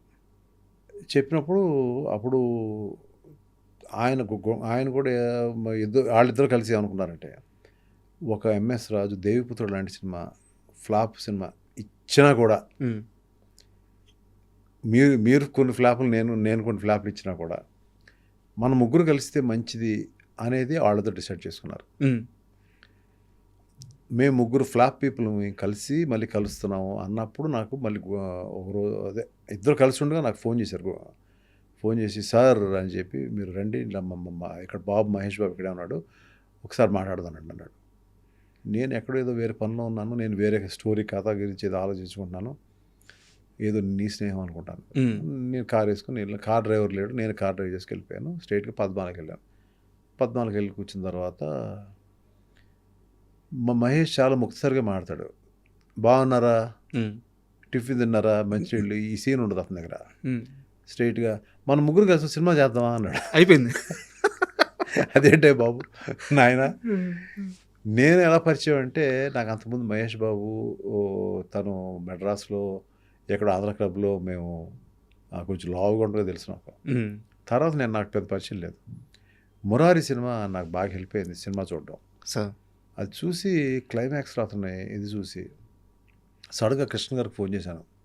ఇది ఈ ఇన్సిడెంట్ జరగకముందు ఇప్పుడు చేసి నేను వస్తానని చెప్పండి అని చెప్తే కృష్ణ గారు రమ్మన్నారు. వచ్చిన తర్వాత భలే నచ్చాడండి మీ అబ్బాయి మురారిలో ఏం చేశాడు. రాజ్ కుమార్ చూశాను, ఓకే ఒక మంచి మెటీరియల్ అనుకున్నాను, యాక్టర్గా మంచి యాక్టర్ అండి, నేను ఎప్పటికైనా సినిమా చేద్దాం అని అప్పటి నుంచి అనుకుంటున్నాను నేను. ఓకే.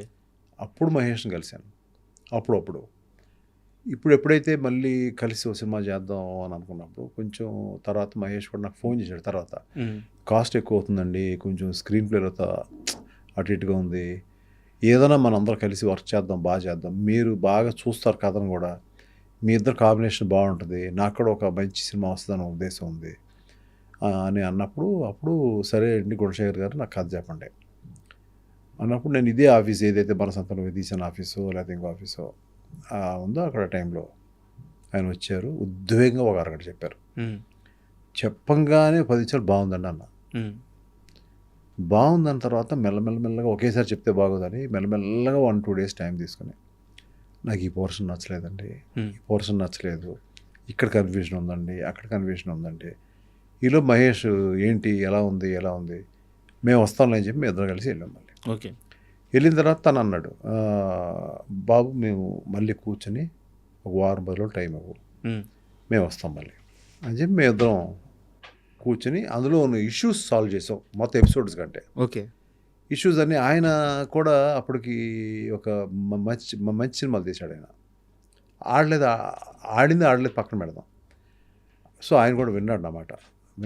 కొన్ని కూడా ఎక్కువ కూడా లేదండి ఇలా బాగుంటుంది అన్నీ కూడా. సో దాన్ని స్లోగా మెల్లగా ట్రాక్ ఎక్కించి అక్కడి నుంచి నేను కూడా చెప్పాను, సార్ నేను ఇన్వాల్వ్ అవుతాను గట్టిగా, స్టోరీలో కూడా గట్టిగా ఇన్వాల్వ్ అవుతాను అని చెప్పాను. అక్కడి నుంచి ఆ సినిమా జరిగింది. అయితే ఒక్కడికి సంబంధించి ఒక చిన్న డౌటు, ఆ కొండారెడ్డి బుర్జు దగ్గర ప్రకాష్ రాజ్ గారిని కొట్టే షాటు సినిమా ఓపెనింగ్లోనే ఉండాలి యాక్చువల్గా, అయితే తర్వాత స్క్రీన్ ప్లేలో భాగంగా దాన్ని మార్చేశారు, నిజమేనా ఇది? నేను కథ విన్నప్పుడే చెప్పానండి, మీరు వేరే స్క్రీన్ ప్లే అనుకున్నారు, నేను అడిగింది అది యాక్చువల్గా బాగోదండి అంటే ఆయన అన్నాడు, సార్ కొంచెం అమౌంట్ ఎక్స్ట్రా అవుతుంది, ఇది తీస్తాను అది తీస్తాను అన్నాడు. సార్ తీయండి మీ ఇష్టం అన్నాను. ఎందుకంటే వై షుడ్ వి రేపు సినిమా చూస్తున్నారు చెప్పచ్చు కదా. కరెక్ట్. సినిమా మొత్తం అయిపోయిన తర్వాత ఈ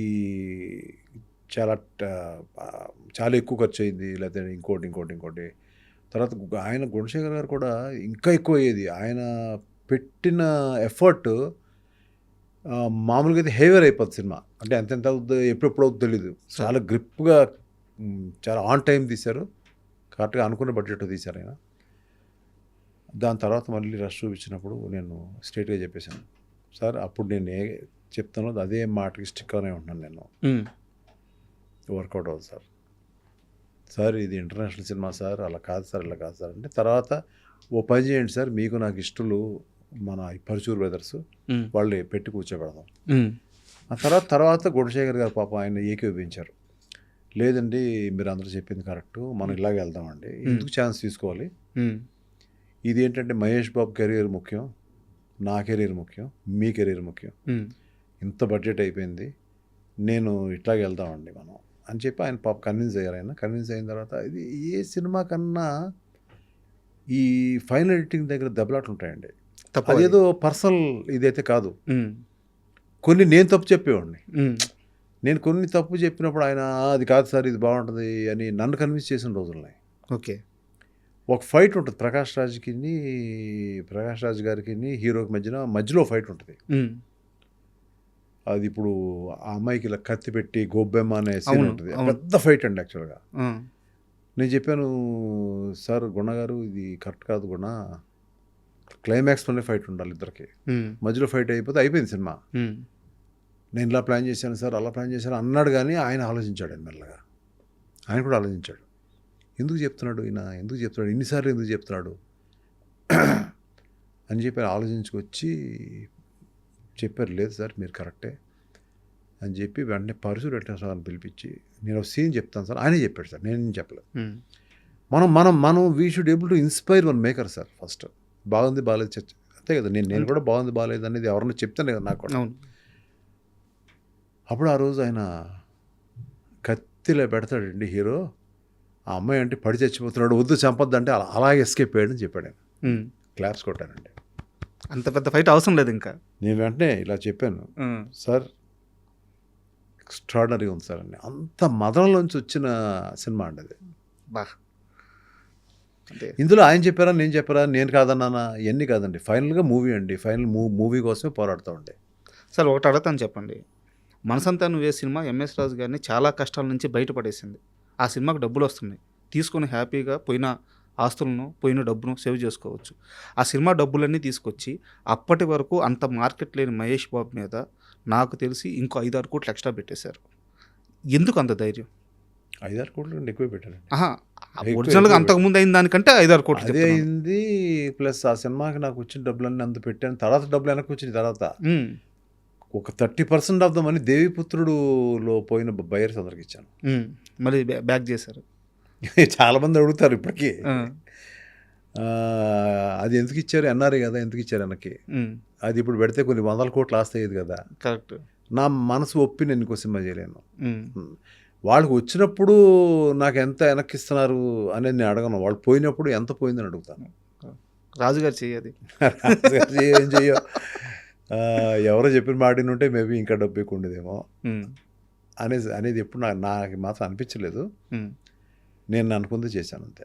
అయితే ఇంకొక చిన్న డౌట్ సార్. యాక్చువల్గా ఒక్కడు తరువాత త్రివిక్రమ్ గారితో మహేష్ బాబుతో కలిసి ఇంకో సినిమా మీరు చేయాలి, చాలా ప్లాన్స్ కూడా జరిగిపోయినాయి, బట్ ఎందుకు ఆ సినిమా ఆగిపోయింది? అది ఎందుకు ఆగిందండి, అది ఎక్కువ చెప్పకూడదు. ఎందుకంటే Trivikram is a great person. అంటే అలాంటి ఆయన నా సినిమా నా బ్యానర్లో డైరెక్ట్ చేస్తున్నారంటే అది should say big credibility for me, very big credibility. నేను ఎక్కడో ఏదో వర్కౌట్ కాలేదు, అంటే ఏదో స్టోరీ వైజో లేకపోతే ఇంకోటో అదేదో నేను వరుసగా సినిమాలు ఇట్లు ఇస్తున్నాను అనే ఉద్దేశం కూడా కాదు. ఎక్కడో ఏదో సమ్వేర్ ఎక్కడో వర్కౌట్ కాలేదు సార్. అది ఇప్పటికే నేను చాలా ఫీల్ అవుతుంటాను. నేను మళ్ళీ మహేష్ బాబుతో చేయలేకపోయాను. పాప అతను ఏదో విధంగా ఇంకో డైరెక్టర్ని పెట్టి చేద్దాం అని పెద్ద డైరెక్టర్ ఒకళ్ళు చెప్పి చేద్దాం, నాకు ఈజీ అయ్యేది కదా. అవునవును. నేను ఎక్కువ ఆలోచించట్లేదు, ఆయన ఆలోచిస్తాడు కదా. అవును. ఏదైనా ఉంటే బాగుంది బాగాలేదని చెప్తాం అంతే. ఏదో ఎక్కడో సమ్వేర్ అండి, అది గుర్తు పెట్టుకోవాల్సిన విషయం కూడా కాదు అది. అయితే యాక్చువల్గా నేను ఆ హీరోతో మళ్ళీ ఎందుకు చేయలేదు ఇలాంటి అడగను, కానీ మీరు ఇంటర్వ్యూకి వస్తున్నప్పుడు నేను ఒక సీరియస్ ప్రశ్న అడగాలనుకున్నాను. మీరు చాలా చెట్లకి పాదు దవ్వారు, ఎరువేశారు, నీళ్లు పోసారు, ఫ్రూట్స్ వచ్చే టయానికి ఆ ఫ్రూట్స్ తీసుకోకుండా పక్కకి వెళ్ళిపోయారు. ఇదే ఎంఎస్ రాజు గారు ప్రభాస్కి ఒక స్టార్డమ్ వచ్చిన తర్వాత సినిమా తీస్తే 100 కోట్లు మిగలవా? మహేష్ బాబుకి ఒక స్టార్డమ్ వచ్చిన తర్వాత ఇలాంటి టైంలో ఒక సినిమా తీస్తే 100 కోట్లు మిగలవా? ఎప్పుడు ఎక్కడ మళ్ళీ ఆ ప్రయత్నం చేసినట్టు ఎక్కడా కనిపించరు. మీరు ఒకరిని వెళ్ళి సినిమా అడగరు, కష్టమంతా మీరు తీసుకుంటున్నారు, సుఖంలో మొత్తం వాటా అడగట్లేదు. వాళ్ళ సుఖం ఎందుకు అవుతుందండి? సుఖపడే సమయం. వాళ్ళు ఎన్ని సినిమాలు ఉన్నాయి, ఎంత కష్టపడుతున్నారు రాత్రి పగలు, ఎంతమందికి వాళ్ళు they are giving you know total work, ఎంతమంది కార్మికులు పనిచేస్తున్నారు వాళ్ళు. నేను అడిగేది కూడా అదే. ఇప్పుడు వాళ్ళతో ట్రావెల్ అయితే మీరు సుఖపడవచ్చు కదా అంటున్నాను. ట్రావెల్ అలా ఉండదండి నాకు. అదే అది లేదు, ఎందుకు లేదు? ముందే పెద్ద హీరోని పెట్టుకోవచ్చు కదా, ఫస్ట్ సినిమాని పెద్ద హీరోని పెట్టుకోవచ్చు కదా, పెద్ద హీరోని పెట్టుకోవచ్చు కదా, సూపర్ స్టార్ పెట్టుకోవచ్చు కదా. అయితే ఆ టైంలో అంటే హీరో సబ్జెక్టు మ్యాటర్ మార్చుకున్నావు, ఓకే. ఆ ఇయర్లో బాలకృష్ణ గారి సినిమా ఉంది, లక్ష్మీ నరసింహనో సంథింగ్ అనుకుంటాను, చిరంజీవి గారి సినిమా ఉంది. వర్షం అప్పటికి ప్రభాస్ మార్కెట్ ప్రకారం చాలా చిన్నది. ప్రభాస్ గారు మీ దగ్గరికి వచ్చి, సార్ ఎందుకు సినిమాని ఆపుకుందాం, బాలకృష్ణ గారు చిరంజీవి గారు ఉన్నారని అది అడిగి కూడా మెల్లగా చెప్పాడు. మరి నేను ఎక్కడ పెడతానని మెల్లగా ఇలా గోకుతో చెప్పాడు చోట. చెప్పండి. ఎందుకు మెల్లగా ఇంకా వారం తర్వాత వెళ్దాం అని మెల్లగా నసిగాడు. ఒకసారి చూశాను, ఊరికే అన్నాడు. అంటే ఇవాళ అంత ఎత్తున్నాడు ప్రభాస్, అతని గురించి తక్కువ మాట్లాడాలని కాదండి, అది ఏం జరిగిందో చెప్పాను. మీ జర్నీ కదా సార్, జస్ట్ అది ఏం జరిగింది చెప్తున్నాను. అతను కూడా ఫీల్ అవ్వడు, ఇలాగ ఎంఎస్ రాజులో చెప్పాడంటే ఎవరైనా చెప్తే ఫీల్ అవుతాడేమో, కానీ నన్ను ఎవరు ఫీల్ అవ్వరు సార్. నేను నువ్వు అనగలిగింది, ఒరే అనగలిగింది ఇండస్ట్రీలో చాలామంది ఉన్నారు. ఎవరు బాధపడరు, అందరూ ఎదురుకుండా అన్న కూడా బాధపడరు. వాళ్ళు నన్ను గురువుగా తీసుకుంటారు, ఒక ఫాదర్గా తీసుకుంటారు, ఒక అన్నగా తీసుకుంటారు తప్ప. సో అలాగని కావాలని స్టేజ్ మీద ఒరే నేను అన్నాం, వాళ్ళకి ఇచ్చే గౌరవం నేను ఇస్తా. ఆ రోజు ప్రభాస్ నన్ను అడిగినా కూడా లేదమ్మా అయిపోయింది, మనం వెళ్ళాలి. నువ్వు అప్పుడు గుర్తుందో లేదో శోభన్ నువ్వు కరెక్టేనా అని అడిగావు. నేను పెట్టుకున్నాను కదా, ఇవాళ బాగుంది కదా సినిమా, నువ్వు చూసావు కదా, నీకు నచ్చింది కదా, ఇది అంతే వదిలే అన్నాను. వదిలేశాడు. ఒక మొండి ధైర్యం అంతేనా? తెలీదండి. అండ్ ఇంకోటి సార్, మీరు మాట్లాడేటప్పుడు ఈ రోజుని ఇలా చెప్తుంటే చాలామంది నమ్మరేమో, ఇలాంటి మాటలు మీరు చెప్పాల్సిన అవసరం లేదు సార్. నేను ఒక ఎగ్జాంపుల్ చెప్తాను. ఒక నిర్మాతకి ఒక ఫిల్మ్ఫేర్ రావడం చాలా కష్టం. అలాంటిది మీకు వరుసగా 3 సంవత్సరాలు 3 ఫిల్మ్ఫేర్లు, హ్యాట్రిక్. మీకు గుర్తుందా? అదొక వైభవం. సో ఎంఎస్ రాజు గారి స్థాయి, రేంజ్, ఆయన సక్సెస్, ఆయన ఇండస్ట్రీలో ఆయన చేతులు ఇట్లా నీడలాగా పడితే ఆ నీడ కింద బతికిన స్టార్స్, అవి తెలియాలంటే ఇవన్నీ తెలియాలి. సో మీరు ప్రత్యేకంగా నేను ఆ రోజు ఇట్లా చెప్పొచ్చా లేదా మీరు అనుకోవద్దు. ఎందుకంటే ఎంఎస్ రాజు గారి ప్రయాణం మాకు అందరికీ తెలుసు. ఇప్పుడున్న యంగర్ జనరేషన్ ఏమడుగుతారంటే, వాళ్ళు నా స్థానంలో కూర్చుంటే ఏమడుగుతారంటే, అప్పుడు కూడా వదిలేవే బాబు, ఇప్పుడు ఏంటి పరిస్థితి అని అడుగుతారు సార్. అయిపోయింది, తీసేసుకున్నాం. మళ్ళీ దాని గురించి గొప్పలు, దాని గురించి ఏదో సరదాగా కొంత జనం ఇంట్రెస్ట్గా ఫీల్ అవుతారు. నువ్వు బ్యాక్ స్టోరీస్ కొన్ని, కొంతమంది హీరోలు ఎలా అయ్యారు, కొంతమంది ఎలా జరిగింది, వాళ్ళకి నాకు మంచి సంభాషణ జరిగింది అనే ఒక ఇంట్రెస్ట్, వాళ్ళ ఫేవరెట్ హీరోస్ కాబట్టి కొంచెం ఇంట్రెస్ట్ ఉంటుంది. కానీ ఎంఎస్ రాజు ఫిల్మ్ఫేర్ 3 తీసుకున్నాడు, ఇవన్నీ కూడా వాట్ నెక్స్ట్, నువ్వేం ఇప్పుడు ఏంటి, ఇప్పుడు అగదాకా వస్తుందా లేదో చెప్పు అని అంటారు. సో అది అయిపోయింది, హిస్టరీ అయిపోయింది. బట్ మీరు ఆ జనరేషన్ కూడా ఒక టీజర్తో కట్టిపడేశారు కదా. ఇప్పుడు అగదా టీజర్ని ఎంతమంది సోషల్ మీడియా షేర్ చేస్తున్నారంటే, సో వాళ్ళకి ఏంది, ఇప్పుడున్న జనరేషన్ ప్రకారం ఆ షార్ట్స్ నచ్చుతున్నాయి, ఆ థీమ్ నచ్చుతుంది. సో ఈవెన్ జంజీలు కూడా ఆ టీజర్కి బాగా కనెక్ట్ అయిపోయారు, ఫస్ట్ పోస్టర్కే కనెక్ట్ అయ్యారు. సో వాళ్ళని కూడా మీరు పట్టేశారు కదా. పట్టాల్సిన అవసరం ఉందండి. అది పట్టాల్సిన సినిమాలో విషయం ఉంటేనే కదా అక్కడ వస్తుంది సార్. అంటే అగదా విషయానికి వస్తే సార్, ఇప్పుడు యాక్చువల్గా ఇలాంటి ఓ సబ్జెక్ట్కి కాన్ఫ్లిక్ట్ పాయింట్ అని ఒకటి ఉంటుంది అనమాట. సో చుట్టూ ఎన్ని లేయర్స్ ఉన్నా సార్, ఇప్పుడు ఉదాహరణకు అరుంధతి తీసుకుందాం, మన దేవినే తీసుకుందాం, చుట్టూ ఎంత ఉన్నా ఆ ఎమోషన్ని రివీల్ చేసే ఒక మెయిన్ పాయింట్ ఉంటుంది కదా. సో అది చాలా జాగ్రత్తగా ప్రజెంట్ చేయగలిగితేనే ఆ సినిమా ఆడియన్స్కి రీచ్ అవుద్ది. సో అగదా విషయంలో మీరు ఎలాంటి జాగ్రత్త తీసుకున్నారో ఆ సోల్ పాయింట్కి? సార్ ఒకటి ఏంటంటే సార్, అసలు ఈ అగదా గురించి దాని కోర్ పాయింట్, దాని క్లాష్ ఏంటి, దాని ప్రాబ్లం ఏంటి అనేది నేను ఇప్పుడు చెప్పనండి. ఓకే, చెప్పను. కానీ చాలా డెలికేట్ అండి. ఈ పాయింట్ని డీల్ చేయడం delicate and what you call complicated, very complicated. చచ్చిపోయామండి, అంటే బుర్ర పేలిపోయింది. It was not easy. మన అంటే అనుకుంటాం కానీ బయట నుంచి చూస్తుంటే చాలామంది పెద్ద డైరెక్టర్లు, చిన్న డైరెక్టర్లు అవ్వచ్చు, ఏదో రిలీజ్కి వస్తుందా లేదా, లేదంటే వెళ్ళి చూద్దాము ఏంటో, చూసిన తర్వాత బాగాలేదని చెప్పేద్దాం, బాగుందని చెప్పేద్దాం అనుకునే వాళ్ళు ఉంటారు కదండి. దాని వెనకాతల ఎంత అంతర్మదనం ఉంటుంది. ఒక డైరెక్టర్కి, రైటర్కి, వీళ్ళందరికీ కూడా టీంలో స్టోరీలో ఇన్వాల్వ్ అయిన, స్క్రీన్ ప్లేలో ఇన్వాల్వ్ అయిన వాళ్ళు, యంగ్స్టర్స్ కానీ, పెద్దోళ్ళు కానీ, పెద్ద డైరెక్టర్ కానీ, అది వర్ణనాతీతం అండి. వాళ్ళు కూర్చున్న తీరు, వాళ్ళు కాసేపు కూర్చుంటారు, వాళ్ళు బుర్ర పేలిపోద్ది, అక్కడి నుంచి వెళ్తారు, బయటికి వెళ్తారు, టీకి వెళ్తారు, కాసేపు కారులో తిరుగుతారు, వస్తారు. వాళ్ళు చేసేది ఇప్పుడున్న యంగ్స్టర్స్ టీమ్స్ కానీ, సీనియర్ టీమ్స్ కానీ, వాళ్ళకి దండం అండి నిజంగా. ఎందుకంటే ఆ బాధని నేను కొన్ని ఇయర్స్గా పడుతున్నానండి. అది బయటకు వచ్చినప్పుడు ఓకే, ఎంఎస్ రాజు సినిమా వస్తుంది, ఏది అప్పటికాలంలో చెప్తానండి, వెళ్దాం థియేటర్కి, ఎంజాయ్ చేద్దాం అని మూడు తప్ప ఈ లోపల అంతర్భాగంలో జరిగే అంతర్మదనం ఉంచండి ఎవ్వరికీ తెలియదండి. అప్పుడు కాలం నుంచి కూడా, పాతకాలం ఎన్టీఆర్, కేవీ రెడ్డి గారి కాలం నుంచి. మీ లైఫ్లో అలాంటి ఒక పెయిన్ఫుల్ ఇన్సిడెంట్ గురించి చెప్పండి. సినిమా కోసం ఆలోచించి మదన పడిపోతూ జరిగిన ఒక చిన్న ఇన్సిడెంట్ ఏదైనా? చాలా ఉన్నాయండి. ఏదైనా ఒకటి చెప్పండి. చాలా ఉన్నాయి. దానికి మళ్ళీ చెప్పాను కదా, part 1, part 2, part 3, part 4. Just ఆ పెయిన్ తెలియడానికి సార్. లేదండి, ఒక నిద్రలేని రాత్రి చెప్పుకోకూడదండి. ఒక నిద్రలేని రాత్రి వద్దండి. అవన్నీ మనం బయట చెప్పుకోకూడదు. అవన్నీ మనలో ఉంచుకుంటాను బెటర్ అండి.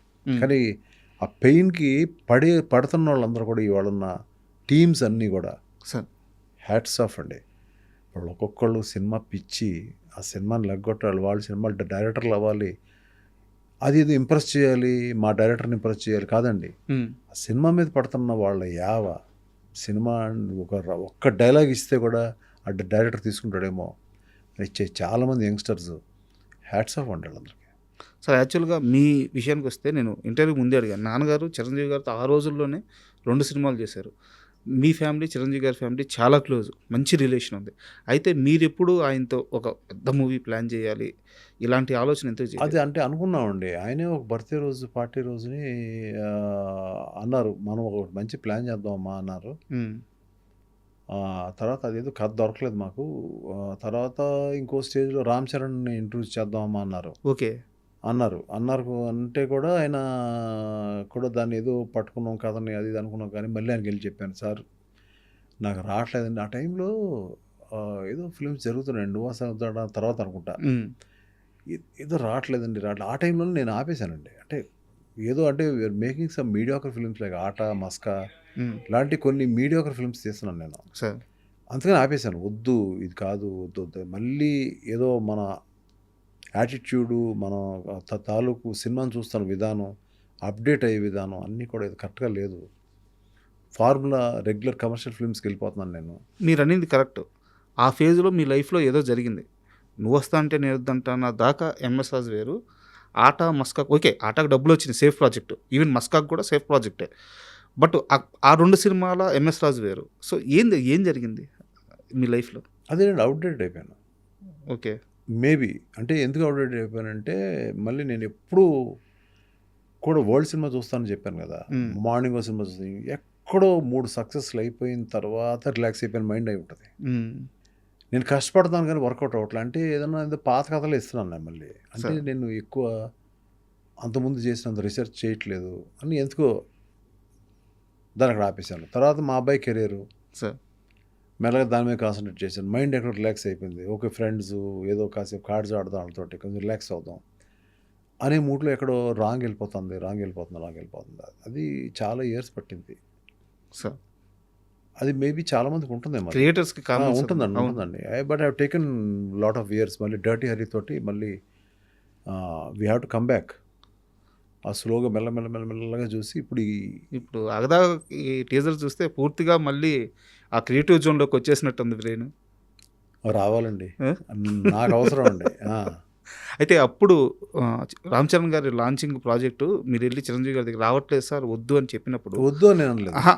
నాతో వద్దు అని మీరన్నప్పుడు వద్దు అనేసాను. ఆయన రియాక్షన్ ఏంటి? ఏమనలేదు. హ్మ్. ఏమనలేదు. హ్మ్. ఏమంటారండి చెప్పినప్పుడు లేదు నేను సారీ చేయలేను అని నేను చెప్పలేదు డైరెక్ట్. పరుచూరు అంటే ఎవరితో ఓకే. నేను చెప్పే ధైర్యం నాకు లేదు కదా! హ్మ్.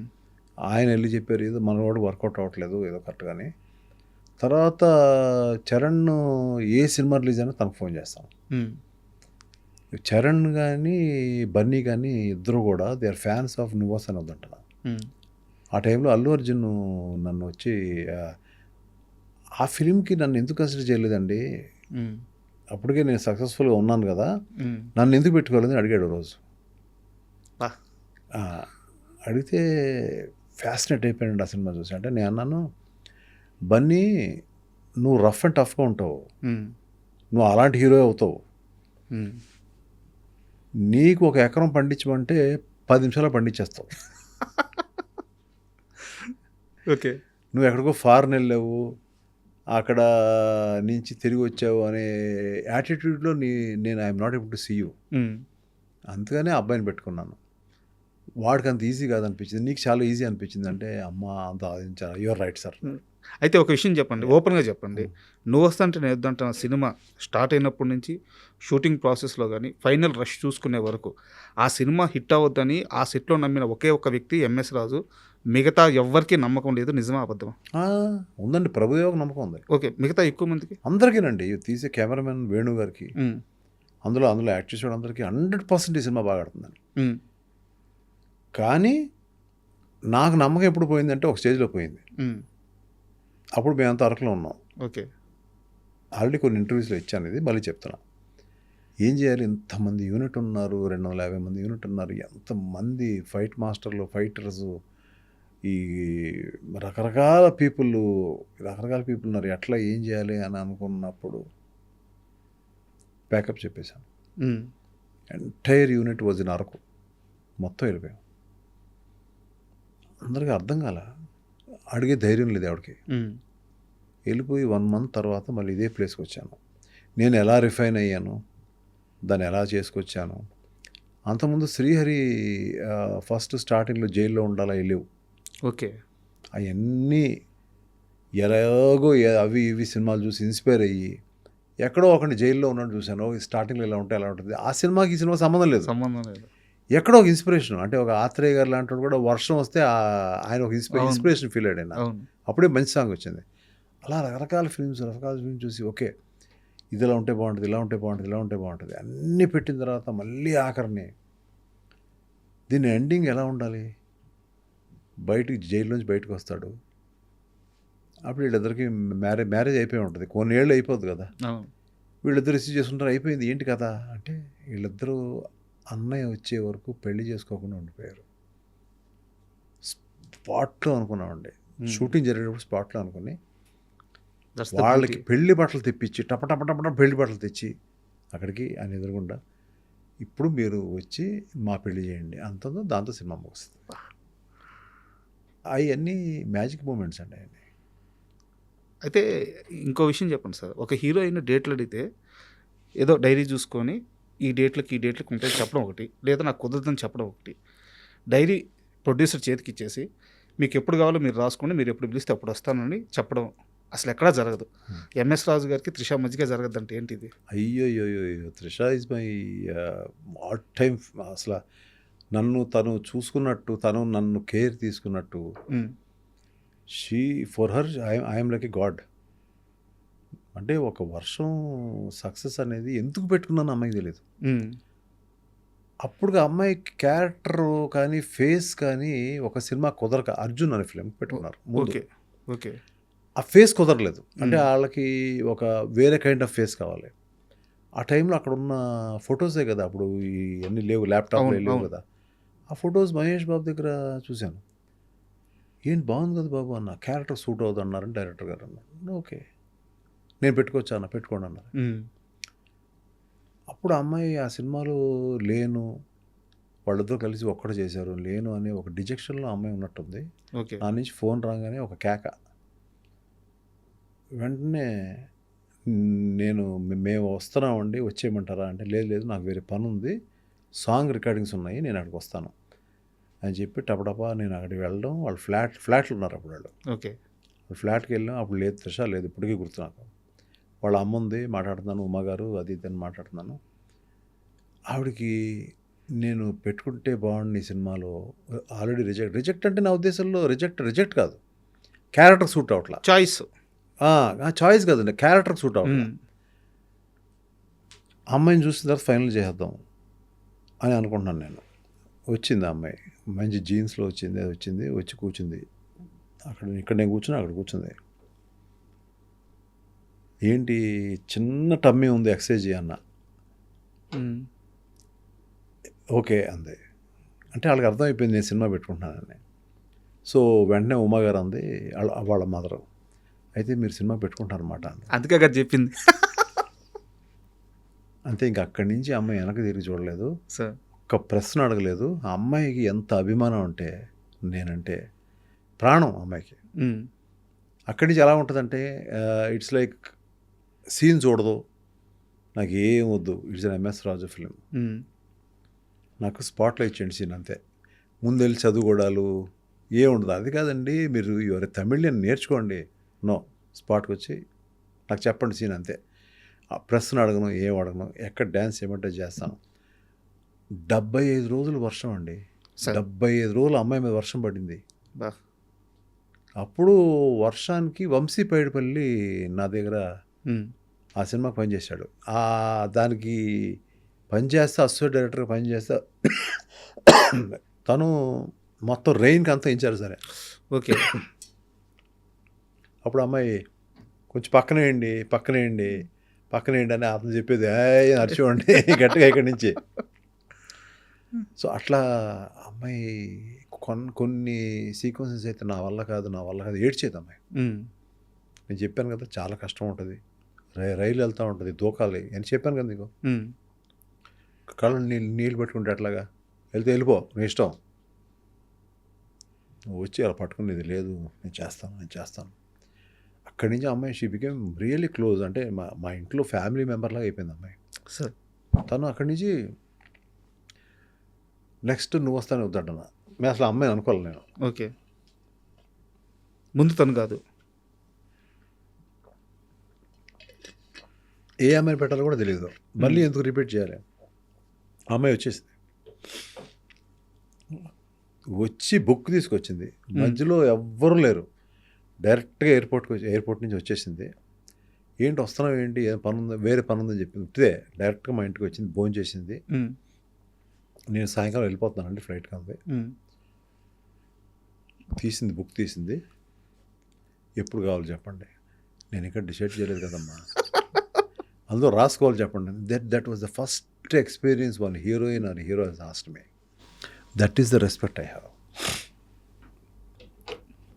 రాత్రి 3 గంటలకి మీరు ఫోన్ చేసి ఎవరితో మాట్లాడడానికి మీరు కంఫర్ట్గా ఫీల్ అవుతారు అని ఒక ఇంగ్లీష్ పత్రిక అడిగితే ఓన్లీ ఎంఎస్ రాజన్ ఇచ్చింది అమ్మాయి. అటువంటి ఒక అమ్మాయి ఇవాళ ఇంకా హీరోయిన్గా కొనసాగుతుంది, మంచి పొజిషన్లో ఉంది. I'm very very happy about her. నేను I think I have to go and meet her. తను ఎప్పటి నుంచో మళ్ళీ ఇంకో సినిమా అంటుంది. సినిమా కోసం కాకపోయినా కూడా నేను ఎప్పుడైనా వెళ్ళినప్పుడు, మెడ్రాస్ వెళ్ళినప్పుడు వెళ్ళి సరదాగా వాళ్ళ ఇంటికి వెళ్తాను. I will go for some breakfast. వెళ్తాను, కూర్చుంటాను, ఆకవులు చెప్తూ ఉంటుంది. మళ్ళీ నాతో సినిమా చేయలేదు, అది చేశాను కదమ్మా 3 సినిమాలు చాలే, ఏం చేస్తాను లేదు. ఇలియానా అని పెట్టుకున్నానండి ఆట సినిమాకి. ఓకే. అంటే ఆట సినిమా ఇలియానా అని పెడితే ఆ అమ్మాయి అసలు అలిగింది నా మీద. ఎవరు, త్రిష. ఫోన్ల మీద ఫోన్లు చేసింది. నేను వచ్చేస్తానుంది, షూటింగ్ వచ్చేస్తానుంది. లేదమ్మా ఆల్రెడీ షూట్ స్టార్ట్ చేసాము, ఎక్కడో రాజమండ్రిలో బోట్ మధ్యలో ఉన్నాము, ఆపలేను నేను షూటింగ్ అని చెప్పా. అప్పుడు కామ్ అయిపోయింది. కామ్ అయిపోయిన తర్వాత ఆ రోజు నైట్ ఆ అమ్మాయిని సరదాగా పాప ఫీల్ అవుతుందేమో అని చెప్పి ఆ రోజు తిరిగి కారు వెళ్ళేటప్పుడు, ఏదన్నా త్రిష నీలా దొరకదమ్మా, నీకులాగా దొరకదు. అవును కదా మీరు ఇబ్బంది పడతారు కదా. అమ్మ ఏం లేదు, ఇలియానాతో ఇబ్బంది ఏం పడలేదు, బాగా చేస్తుంది. అవునమ్మా ఇబ్బంది పడతానమ్మా నేను. అవును సార్ మీకు అవ్వాలి. అలా ఒక్కొక్కరిని లైక్ నా ఇంట్లో చిన్నపిల్లలాగా ట్రీట్ చేసేవాడు. ఎంతమంది స్టార్లు సార్, ఎంతమంది స్టార్లు. అయితే నేను ఈ మధ్య శ్రీహరి గారి భార్య విశ్వశాంతి గారిని ఇంటర్వ్యూ చేశాను. వారు మాట్లాడుతూ నువ్వు వస్తా అంటే నేను వద్దంటున్న సమయానికి ముందు శ్రీహరి గారికి అప్పటికి సినిమాలు ఆడుతున్నాయి హీరోగా. సరే ఫెయిల్యూర్ ఉండొచ్చు, సక్సెస్లు ఉండొచ్చు, కానీ ఈ సినిమాకి అన్న క్యారెక్టర్లో చేయడానికి ముందుగా ఆయన ఒప్పుకోలేదు. ఎంఎస్ రాజు సినిమా కాబట్టే ఒప్పుకున్నారు అని డిస్కషన్ నడిచింది. శ్రీహరి గారిని ఎలా ఒప్పించారు? అంటే నేను అసలు ఒప్పుకోలేదు అనే ఛాన్స్ లేదు. ఆవిడ ఎలా చెప్పారో తెలియదు కానీ సార్, నేను ఆయన అంటే వాళ్ళ ఇంట్లో జరిగిన డిస్కషన్, ఇంట్లో జరిగిన భార్యాభర్తల మధ్య జరిగిన డిస్కషన్. ఆయన దగ్గరికి వెళ్ళి ఆ కథ చెప్పినప్పుడు ఆయన కళ్ళ నీళ్ళు ఇలా పడి చేస్తున్నాము, డబ్బుల గురించి మాట్లాడద్దన్నారు ఆయన. చేసేశారు. లోపల ఏం జరిగింది, ఏం చెప్పారు అవన్నీ నాకేం లేదు. ఆల్రెడీ ఒప్పేసుకున్నారు, అయిపోయింది. మీ సినిమా అని మాత్రమే ఒప్పుకున్నాడు అంటే అప్పుడే ఆ వారం రోజుల్లోనే ఆయన డ్రెస్సు, ఆయన కట్టు, ఆయన పంచితీరు నేను డిజైన్ చేస్తా, ఏమీ డిజైన్ చేయలేదు. ఆయన 4 రకాలుగా డిజైన్ చేసుకున్నాడు. ఆయనే పిలిపించుకున్నాడు, ఆయనే డబ్బులు ఇచ్చుకున్నాడు. ఆయనే పంచి ఇలా ఉంటే బాగుంటుంది, లేకపోతే ఇలా ఉంటే బాగుంటుంది, ప్యాంట్ ఇలా ఉంటే బాగుంటుంది, షర్ట్ ఇలా ఉంటే బాగుంటుంది, అన్నీ చేసుకున్నాడు. హెయిర్ క్రాఫ్ ఇలా ఉంటే బాగుంటుంది, బొట్లు ఇలా ఉంటే బాగుంటుంది, 4 రకాలు అన్నీ పంపించాడు నాకు ఆయన.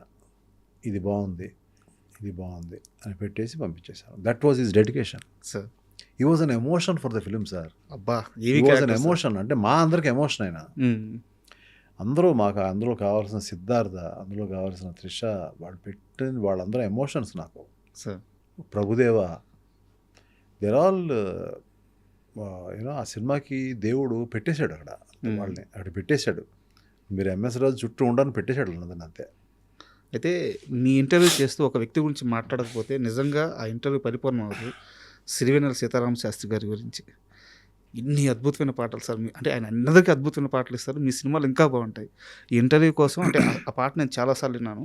ఈ ఇంటర్వ్యూ కోసం మళ్ళీ ఒక్కసారి ఫీల్ కోసం విందామని ఒక పాట వింటున్నాను. ఆ పాటలో జన్మంతా నీ అడుగుల్లో అడుగులు వేసే నడకల్లో తడబాటైనా నాట్యం అయిపోదా. మీ సినిమా స్టోరీ మొత్తం సార్ ఆ 2 మాటల్లో చెప్పేశాడు. సిరివెన్నెల గారితో మీ ప్రయాణం, అది చెప్పాను కదా, చాలా పార్ట్స్ తీయాలి ఆయన గురించి, నా గురించి ఏదైనా చెప్పుకోవాలంటే is one of the most I'm missing him today most closest person to me. ఏదన్నా పంచుకునేవాడిని ఆయనతోటి. మా జర్నీ గ్రేట్ జర్నీ. అంతా నిశీధిలో జరిగింది, అంతే రాత్రులు. అంతా రాత్రి. ఆయన ఊదే పొగ మధ్యన జరిగింది. ఆ పొగని దేవుడికి పెట్టే దాని ఏమంటే పొగ ఉంటుంది చూడండి, హారతి. అలా ఉండేది చుట్టూ. ఉమ్. వాటి మధ్యన కూర్చునేవాడిని నేను. ఉమ్. ఎన్నో పంచుకున్నాం. ఆఖరికి మనసంతా నువ్వులో సీతారామ శాస్త్రి గారి క్యారెక్టర్ ఆయనే వేయాలి, ఓకే.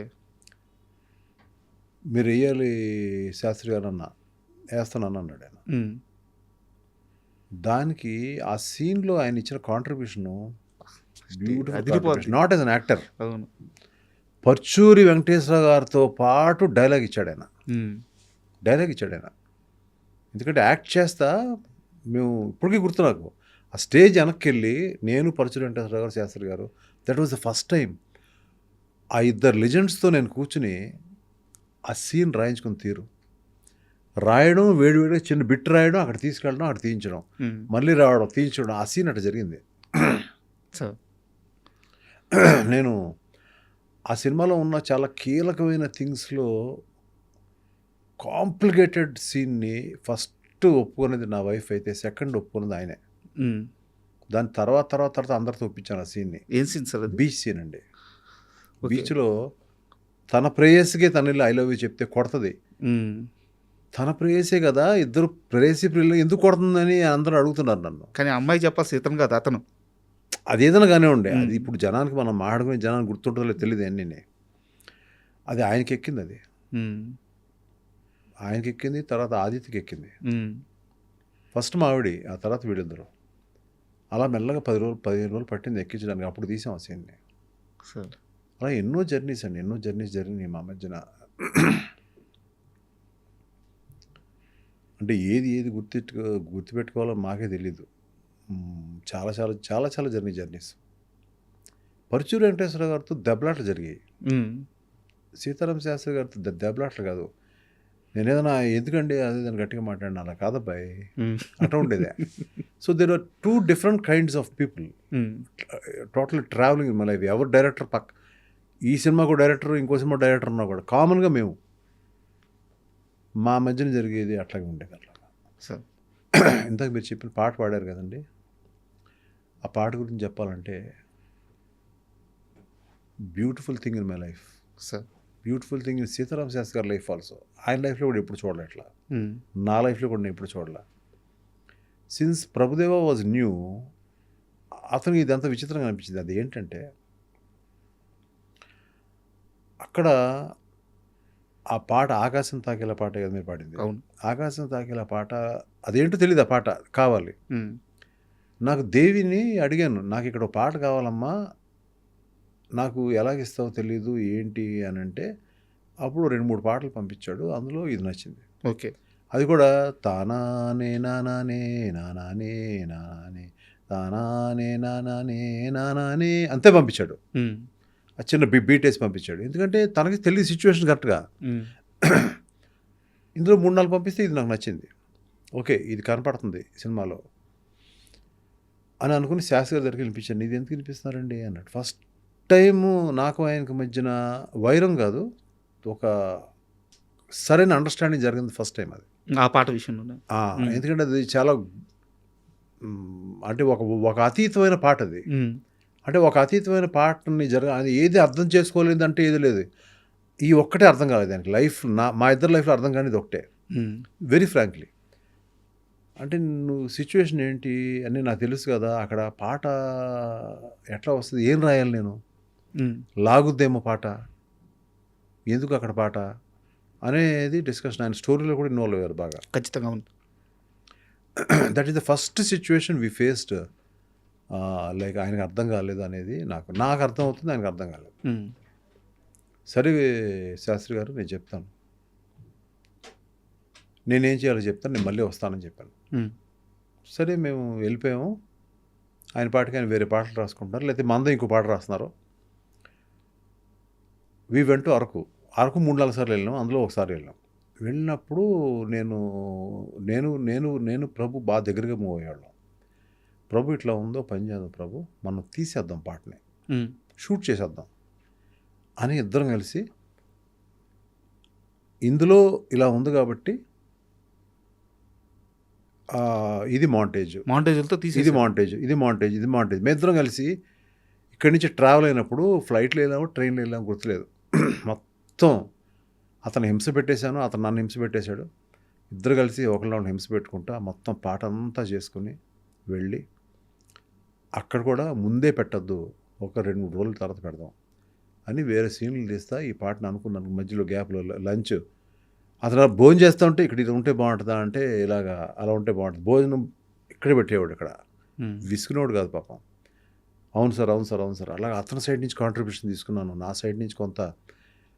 హీరో వెళ్ళి ఒక చిన్న బర్డ్ పారిపోతుంటే బర్డ్ పట్టుకునేవాడు, అది పట్టుకునేవాడు, ఇది పట్టుకునేవాడు, ఇవన్నీ చేసాం. అక్కడ ఏదో అతని సైడ్ నుంచి కాంట్రిబ్యూషన్ అన్నారే మీరు, కొంచెం లుంగి ఇలాంటి వస్తుందని చెప్పి ఇద్దరు కలిసి లుంగి వస్తూ ఉంటే ఇలా చూడడం. అతను కొంత చెప్పాడు, నేను కొంత చెప్పాను. అతను మాస్టర్, గొప్ప మాస్టర్ అతను. మేక డెలివరీ అవుతుంటుంది అప్పుడు, అది అది అది వేరే కథ, అది వేరే, అది ఇందులో లేదు, అది ఇందులో లేదు. అదంతా మొత్తం రాసుకున్న తర్వాత వి స్టార్టెడ్ షూటింగ్ ఇట్. ఆ షూటింగ్ అంతా కూడా తానా నేనా అనేది వస్తూ ఉండేది. వీళ్ళందరూ చూసారు, తానా ఎంతసేపు చేస్తారు ఇవన్నీ, తీసాను అయిపోయిన తర్వాత ప్రకాష్ రాజ్ గారు వచ్చారు, ఆ మొత్తం ఎపిసోడ్లు అయిపోయింది, తీసాం, పక్క వెళ్ళిపోయింది. So it went Hyderabad. అప్పుడు ల్యాబ్ ప్రాసెసింగ్ ఉండేది కదా, అది చేసి పెట్టండి, మేము అక్కడికి వచ్చినప్పుడు చూస్తామన్నాం, ఏదో అన్నాము. ఇక్కడ ప్రకాష్ రాజ్ గారితో ఒక ఇంపార్టెంట్ సీక్వెన్స్ తీస్తున్నాం, కారం సీక్వెన్స్ ఏదో. అవును. తీస్తున్నప్పుడు నేను ఇక్కడ ఒక చిన్న మేకపిల్ల ఏంటానికి ఇబ్బంది పడుతుంది, దాంట్లో చాలా ఉన్నాయి మేకపిల్లలు. నేనేదో ఇక్కడ కూర్చున్నాను, అక్కడేదో అతను సీన్ ఎక్స్ప్లెయిన్ చేస్తాడు ప్రభు, ఇక్కడ మామూలుగా చూశాను, జస్ట్ ఇబ్బంది పడుతుంది. ఆ ఒక్క క్షణంలో ఐడియా వచ్చింది, ఇది ఆ ఇద్దరు లవర్స్ ఎవరైతే దూరంగా ఒకే ఇంటి దగ్గర, అటు మేడ మీద అమ్మాయి, ఇక్కడేమో పొలంలో ఈ అబ్బాయి ఉన్నారు ఆ దూరం, వీళ్ళిద్దరు కలిసి ఇక్కడ వచ్చి చూస్తే చాలా హృదయంగా ఉంటుంది అనేది ఒక్క సెకండ్లో థాట్ వచ్చింది.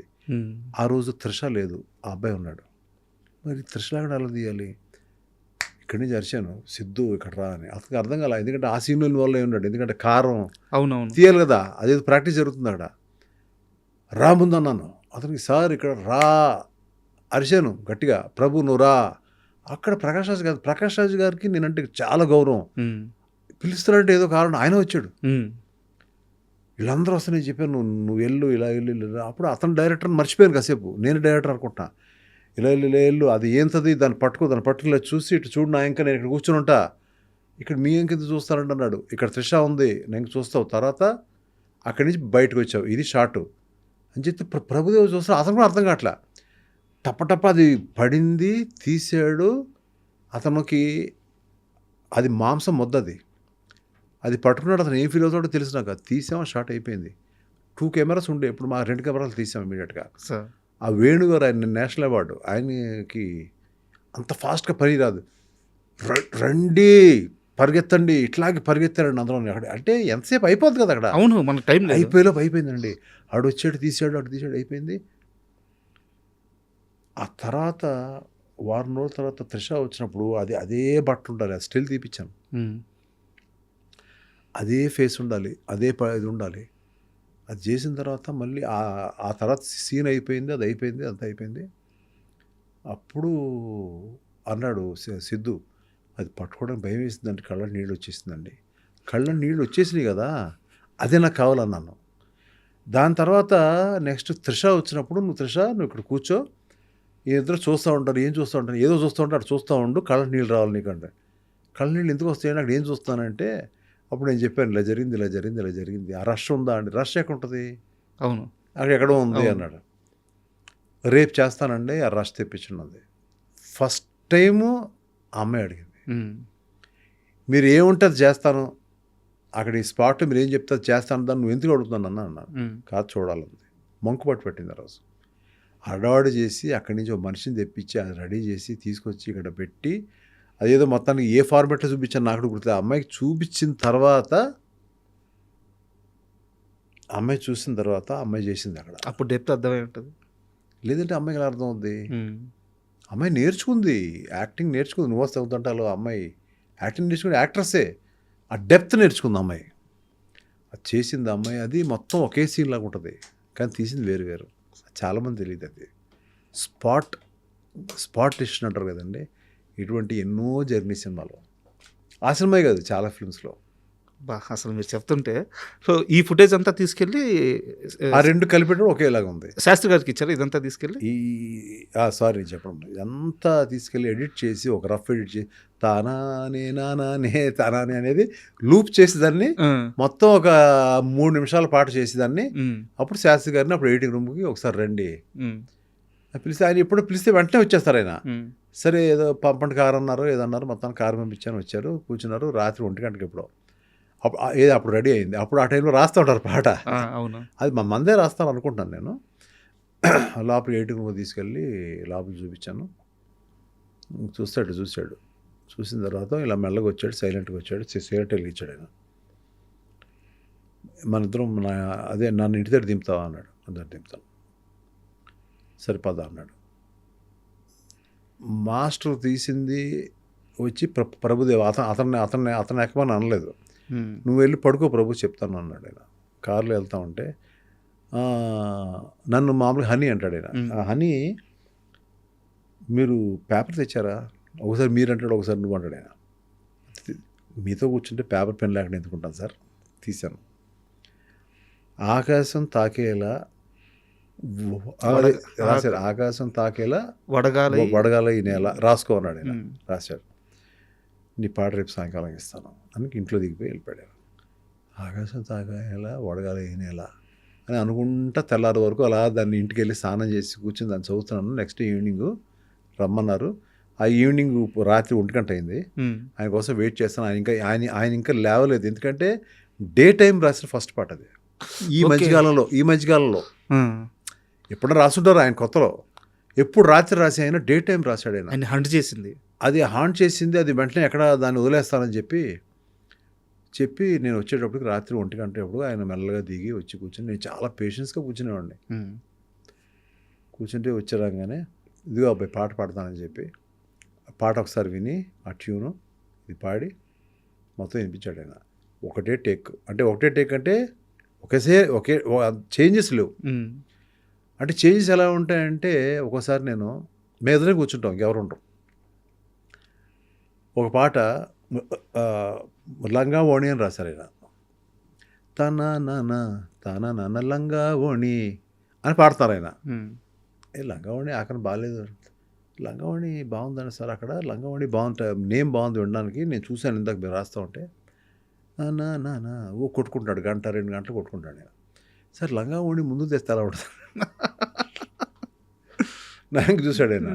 పట్మని ఆ సిగరెట్ తీసి ఇంకో సిగరెట్ వెలిగించి లంగా ఓణి నేటితో అయిపోయింది. ఒక చిన్న కెలుకుడు, అంత మా ఇద్దరి మధ్యన అంత ర్యాపోర్ట్ ఉండేది. I really miss him. What great people I worked with. Kota Ramakrishna garu, Paruchuri Venkateswara గారు, శాస్త్రి గారు. ఐ కెనాట్, అంటే చాలామంది మ్యూజిక్ డైరెక్టర్లు ఉన్నారు, పేరు నేను చెప్పలేను, కానీ ఒకటి పేరు చెప్తే ఒకటి కాకపోతే నాకంటే ఆడెక్కువ. మీరు ఎంతమంది పేరు లిజెండ్స్, వీళ్ళ పేరు చెప్పినా ఎవరు కూడా అంటే ఇదేవారు. ఇప్పుడు మ్యూజిక్ డైరెక్టర్లు ఉన్నారు, మీరు ఎంతమంది పేర్లు చెప్పినా దేవి అయితే మీ ఇంట్లో బిడ్డే. అది ఒక తండ్రి బిడ్డ మధ్య ఉండే, గురువు శిష్యుల మధ్య ఉండే అనుబంధం. అది నిన్నే నాకు ఇచ్చాడు ఒక ట్వీట్. నాది టీజర్ పెట్టి ఈ సినిమా నాకు చాలా నచ్చింది అని చెప్పి ఎంఎస్ రాజు గారికి ఈ సినిమా పెద్ద హిట్ అవ్వాలని ఇచ్చాడు ట్వీట్. నిన్న అడిగారా మీరు? నేను అడగలేదు, అతనే ఇచ్చాడు. అంటే నా టీజర్ కూడా పెట్టాడు అందులో. బాధ్యత నాకు చాలా ఇంట్రెస్టింగ్ అనిపించింది. అతను పెట్టి వల్ల మరి అడ్వాంటేజ్ ఉంటుంది నాకు. అతని ఫాలోవర్స్ చాలా మంది ఉంటారు కదా. సో ఇప్పటి వరకు నేను ఫాలో అవ్వకుండా 4 మిలియన్ వచ్చింది ఇప్పటికి. సో ఇంకా వెళ్ళాలి, ఇంకా వెళ్తుంది. నా నెక్స్ట్ ట్రైలర్ రిలీజ్ లోపు ఎంత వెళ్తుంది అనేది చూద్దాం. అదే తెలిసి సార్ ఒక అద్భుతమైన ఇంటర్వ్యూ చేసాము, చాలా మనస్ఫూర్తిగా నచ్చింది. అయితే నా చివరి ప్రశ్న, అగదా మూవీ ఎంఎస్ రాజుకి ఇంత కెరీర్ చూసి ఇంత సక్సెస్ చూసిన ఎంఎస్ రాజుకి కొత్తగా ఏమి ఇవ్వబోతుంది, ఏమి నమ్ముతున్నారు? కొత్తగా అని కాదండి, ఇది నాకు కొత్త సినిమా అనిపిస్తుంది, ఫస్ట్ సినిమా అనిపిస్తుంది. ఏ సినిమా ట్రీట్ చేశాను కానీ ఇది మరీ నాకు ముఖ్యం అండి. ఇది సెకండ్ ఇన్నింగ్స్ అనుకోవచ్చా? సెకండ్ ఇన్నింగ్స్ కాదు, సెకండ్ థర్డ్ ఇన్నింగ్స్ చాలా అయిపోయినాయి, పడ్డాలు ఏడో చాలా అయిపోయినాయి. ఇది ఇన్నింగ్ అనేది పక్కన పెడితే ఈ సినిమా నాకు ఇంపార్టెంట్. ఆ దిశగానే పనిచేశాను నేను. రిలీజ్ కష్టాలన్నీ రిలీజ్ కష్టం ఏం లేదండి, అంతా క్లియర్గా ఉన్నారు. So really thanks to my sister. నేను మళ్ళీ పేరు చెప్తున్నాను అనుకోదండి. ఈ సినిమాలో నన్ను నేనున్నాను అన్నా, నీకు ఎంత పెట్టమంటావు చెప్పు, నేను పెడతాను అని చెప్పిన మా విశాలక్ష్మి గారుకి మనస్ఫూర్తిగా ఈ ఎంతోమంది నాకు రుణం తీర్చుకోలేనని, నాకు మహేష్ లాంటి హీరోలు కూడా అన్నారు కానీ ఆవిడ రుణం నేనైతే తీర్చుకోలేను సార్. నేను చెప్పాను ఇది ఒక ఆల్రెడీ స్టేజ్ మీద చెప్పాను, ఇది ఒక డ్రీమ్ అని. చాలా డ్రీమ్స్ ఉన్నాయి, ఇది ఒక డ్రీమ్. ఈ డ్రీమ్ చాలా ఇంపార్టెంట్ నాకు. ఈ డ్రీమ్ని సెల్యులాయిడ్ మీద పెట్టడానికి మెయిన్ రీజన్ ఆవిడే. So it's lot of thanks. So అంతా వెయిటింగ్. మళ్ళీ మా ప్రయాణం మళ్ళీ ఉంది, అది అన్ని తర్వాత మీకు అన్ని తెలుస్తాయి త్వరలో. సో సినిమా రిలీజ్ డేట్ త్వరగా అనౌన్స్ చేయండి, త్వరగా రిలీజ్ చేయండి, మేము అందరూ వెయిట్ చేస్తున్నాము. All the best sir. Thank you so much అండి. And for more videos, Hi guys, this is Riddhi Kumar here. Please subscribe to iDream channel. Subscribe to iDream Media. Please subscribe to iDream. Please subscribe to iDream. Please subscribe iDream. And please subscribe to iDream. For more videos, subscribe to iDream. please like, share and subscribe to the channel. Congratulations, iDream. Subscribe to iDream. Subscribe to iDream. So subscribe to iDream Media. iDream ki iDream team andarki huge congratulations. Please subscribe iDream Media. Please subscribe to iDream. Subscribe iDream. Please subscribe to iDream. iDream అంటే నా కళల channel subscribe చేసుకున్న నోరు తిరుగుతలేదు, మీరైతే గంట గుర్తు కొట్టండి. For more such videos, please subscribe to iDream. Subscribe to iDream. Please subscribe to iDream. Please subscribe iDream Media. Please do subscribe to iDream. Please subscribe to iDream Media. For best entertainment and information, please subscribe iDream. And don't forget to subscribe to iDream.